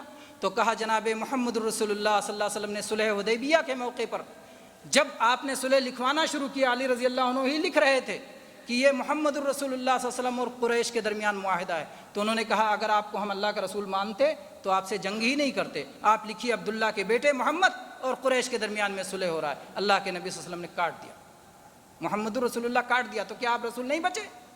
تو انہی کی سنت پہ علی رضی اللہ عنہ، تو یہ دوسرا اعتراض بھی ختم ہو گیا۔ اور اس کے بعد پھر تیسرا اعتراض جو ان لوگوں نے کیا کہ کیوں نہیں تم نے قیدی بنایا، کہا آپ جانتے ہو مقابلے میں آپ کے سامنے عائشہ رضی اللہ عنہ بھی تھی جو جناب محمد الرسول اللہ صلی اللہ علیہ وسلم کی زوجہ مطہرہ ہیں، جنت میں بھی اللہ کے نبی صلی اللہ علیہ وسلم کی زوجہ ہوں گی، تم ان کو قیدی بناؤ گے، تم ان کو لونڈی بناؤ گے؟ اگر تم نے رسول اللہ صلی اللہ علیہ وسلم کی بیوی ہونے کا انکار کر دیا تو کافر ہو جاؤ گے، اور اگر تم نے ان کو قیدی بنایا، لونڈی بنایا تو بھی تم کافر ہو جاؤ گے، تم یہ حرکت کرو گے؟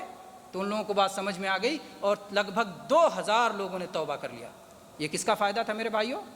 عالم سے بات کرنے کا فائدہ، عالم کے پاس جا کر کے اپنے شبہے کو دور کرنے کا فائدہ۔ تو چنانچہ اس طرح سے شبہ ان کا دور ہو گیا۔ تو دوسری چیز جو ہمیں انحراف سے بچاتی ہے وہ کیا ہے؟ علماء سے تعلق۔ پہلی چیز کتاب و سنت کو سلف کے طریقے کے مطابق مضبوطی سے تھامنا، دوسری چیز علماء سے تعلق، اور تیسری چیز بہت اہم ہے اور اس کو میں چند لفظوں میں کہہ کر کے اسی پر بات ختم کر دیتا ہوں، وہ ہے اللہ سے دعا، رب کریم سے التجا۔ اللہ تعالیٰ ہی دلوں کا پھیرنے والا ہے، اللہ تعالیٰ ہی حق پہ قائم رکھنے والا ہے، اللہ تبارک و تعالیٰ ہی جب چاہتا ہے بندے کے دل اس کے دونوں ہاتھوں، دونوں انگلیوں کے بیچ میں ہے، جیسا چاہتا ہے الٹتا پڑتا رہتا ہے۔ میرے بھائیوں، اگر اللہ تعالیٰ کی طرف سے ہمارے لیے خیر مقدر نہ ہو، اگر اللہ کا ہم پہ فضل و کرم نہ ہو، اگر اللہ کا احسان نہ ہو، اگر اللہ کی توفیق نہ ہو، تو پھر ہم حق پر قائم نہیں رہ سکتے۔ تو اس لیے رب کریم سے التجا کرتے رہنا چاہیے۔ جناب محمد الرسول اللہ صلی اللہ علیہ وسلم بھی اللہ تعالیٰ سے التجا کرتے رہتے تھے، چنانچہ اللہ کے نبی صلی اللہ علیہ وسلم کی یہ دعا آپ کو یاد کر لینا چاہیے اور بار بار پڑھتے رہنا چاہیے، یا مقلب القلوب ثبت قلبی علی دینک۔ یہ سنن ترمذی کی حدیث ہے، اللہ کے نبی صلی اللہ علیہ وسلم دعا پڑھتے تھے، یا مقلب القلوب، اے دلوں کے پھیرنے والے، ثبت قلبی علی دینک، میرے دل کو اپنے دین پہ جما دے۔ اور اللہ کے نبی صلی اللہ علیہ وسلم سے اور بہت ساری دعائیں آئی ہیں، اسی دعا پر میں اپنی بات کو ختم کرتا ہوں اور اللہ تعالیٰ سے دعا کرتا ہوں کہ اللہ تبارک و تعالیٰ ہم لوگوں کو ہر طرح کے انحراف سے بچا کر صراط مستقیم پر قائم رکھے۔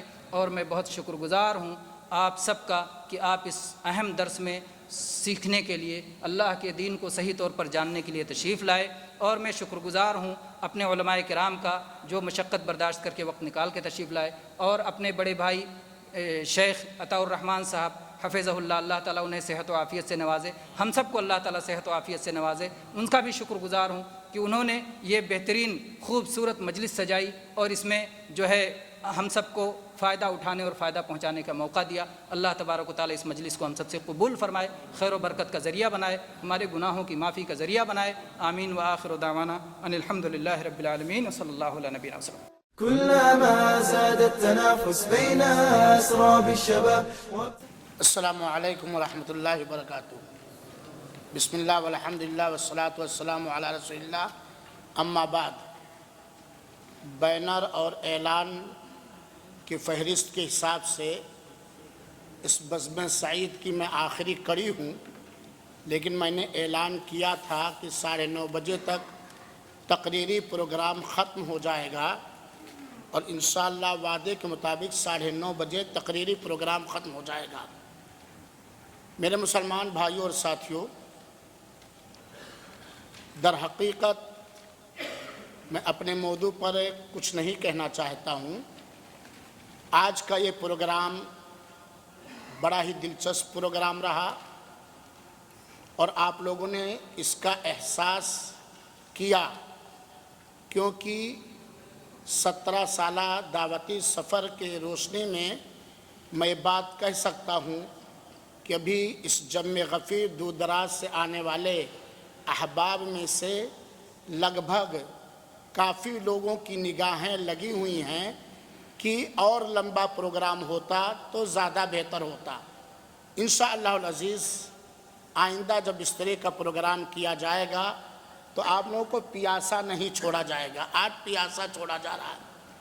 میں اللہ تعالیٰ کا شکر گزار ہوں کہ اللہ تعالیٰ نے آپ سب کو اور ہم سب کو مل کر یہ حسین پروگرام سجانے کا موقع نصیب فرمایا۔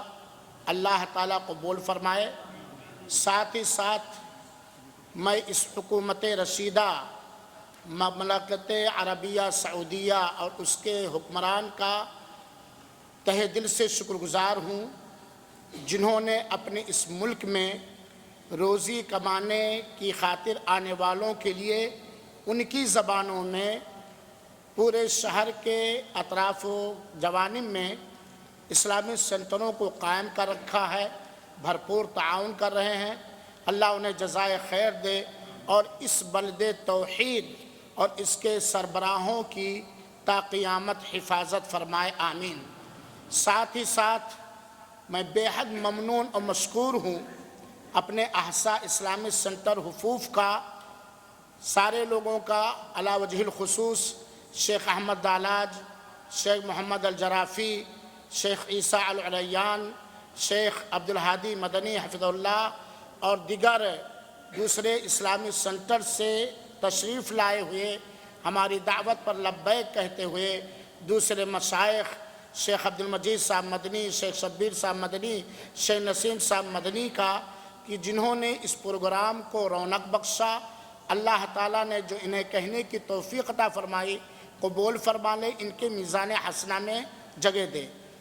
यकीनन मेरे पास अल्फाज नहीं हैं शुक्र अदा करने के लिए अपने इस्लामिक सेंटर हुफूफ शोबे उर्दू और हिंदी के रज़ाकारों का, कि इन्होंने बहुत कम ही मुद्दत में, अभी पिछले हफ्ते प्रोग्राम बना और बहुत ही कम मुद्दत में आसा इस्लामिक सेंटर शोबे उर्दू के रज़ाकारों ने इस प्रोग्राम को कामयाब से कामयाब बनाने के लिए सिर्फ वक्त नहीं खर्च किया, अपना पैसा भी खर्च किया, अपनी मेहनत भी खर्च की, और इसका अज्र इंशाअल्लाह अज़ीज़ वो अल्लाह रब्बुल आलमीन के यहाँ पाएंगे। अल्लाह ताला उनकी ताकत में, उनकी हिम्मत में, उनके इल्म में, उनके अमल में, उनकी कमाइयों में बरकत दे। साथ ही साथ मैं आप तमाम छोटे बड़े बूढ़े नौजवान बच्चे सबका शुक्रगुजार हूँ, जिन्होंने इस प्रोग्राम में शिरकत की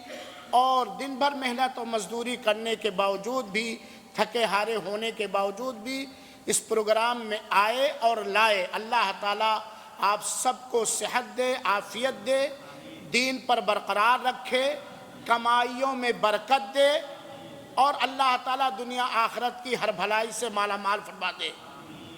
हम इस प्रोग्राम को जीनत बख्शने वाले दो खुसूसी मेहमान को भूल गए हैं।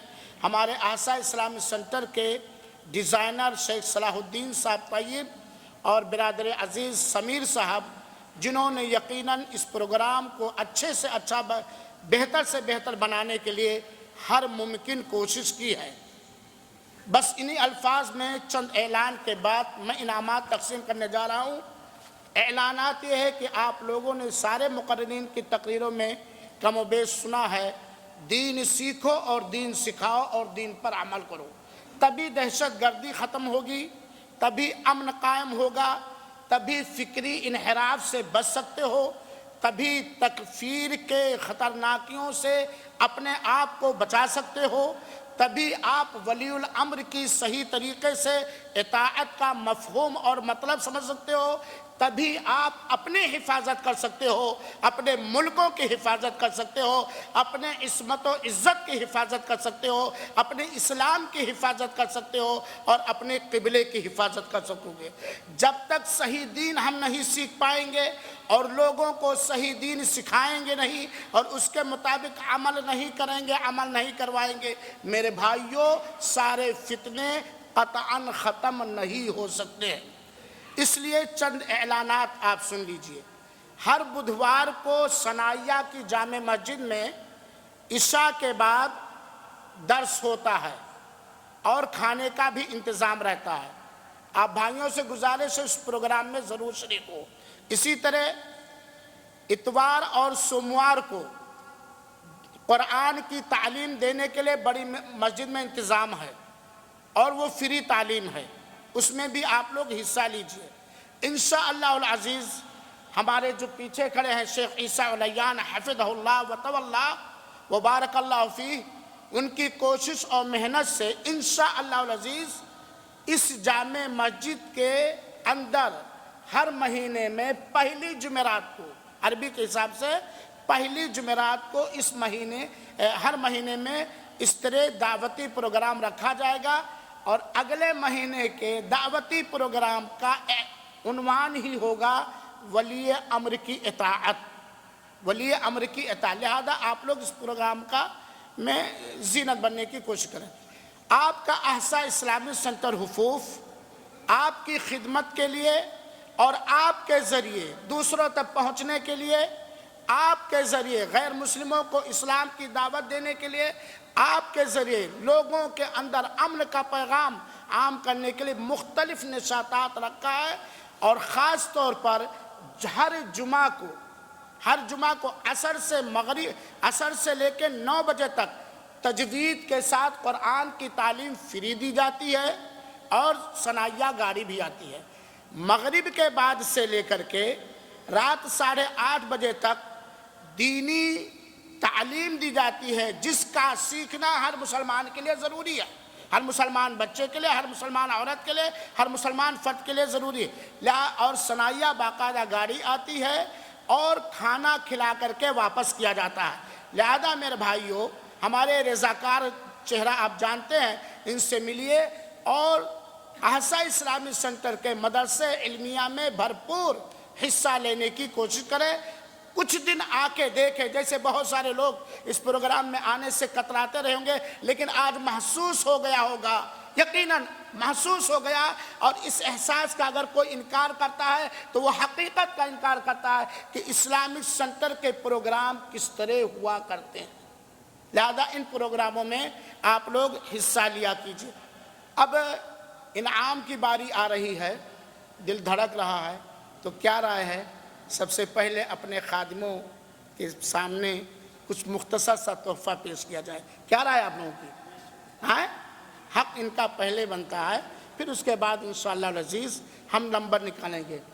كلما زاد التنافس بين أسراب الشباب وابتدى قرن الطبول في ميادين الحراب، كلما زاد التنافس بين أسراب الشباب وابتدى قرن الطبول في ميادين الحراب، يتلى في الناس قوم لا يهابون الصياب، خيرهم قد أم نشأ زاناه ودق السحاب، إنهم أهل التميز فاستريحوا يا صحاب، إنهم أهل التميز فاستريحوا يا صحاب. مكشاتي اللي يعجبه للمكاشيف، يومي أدق السلف والنية الباب، من فوق جيب نركبه واترك البيت، متعوذ بالله من إبليس والشر. مكشاتي مكشات شلي لبر يبهج النفس ونجيت، للبر من ريح الخزامات عطار، فيهن في الماء ينوصف يوم عديت، نبتها قبسل على الأرض حدار. ويلا لفربعي من القلب هليت، وزهب الدلة من البن الأشقار، وإن جن ليلي يا رب تصليت، وأشب ضوي مع رفاقي ونسهر. مكشاتي مكشات مكشاتي مكشات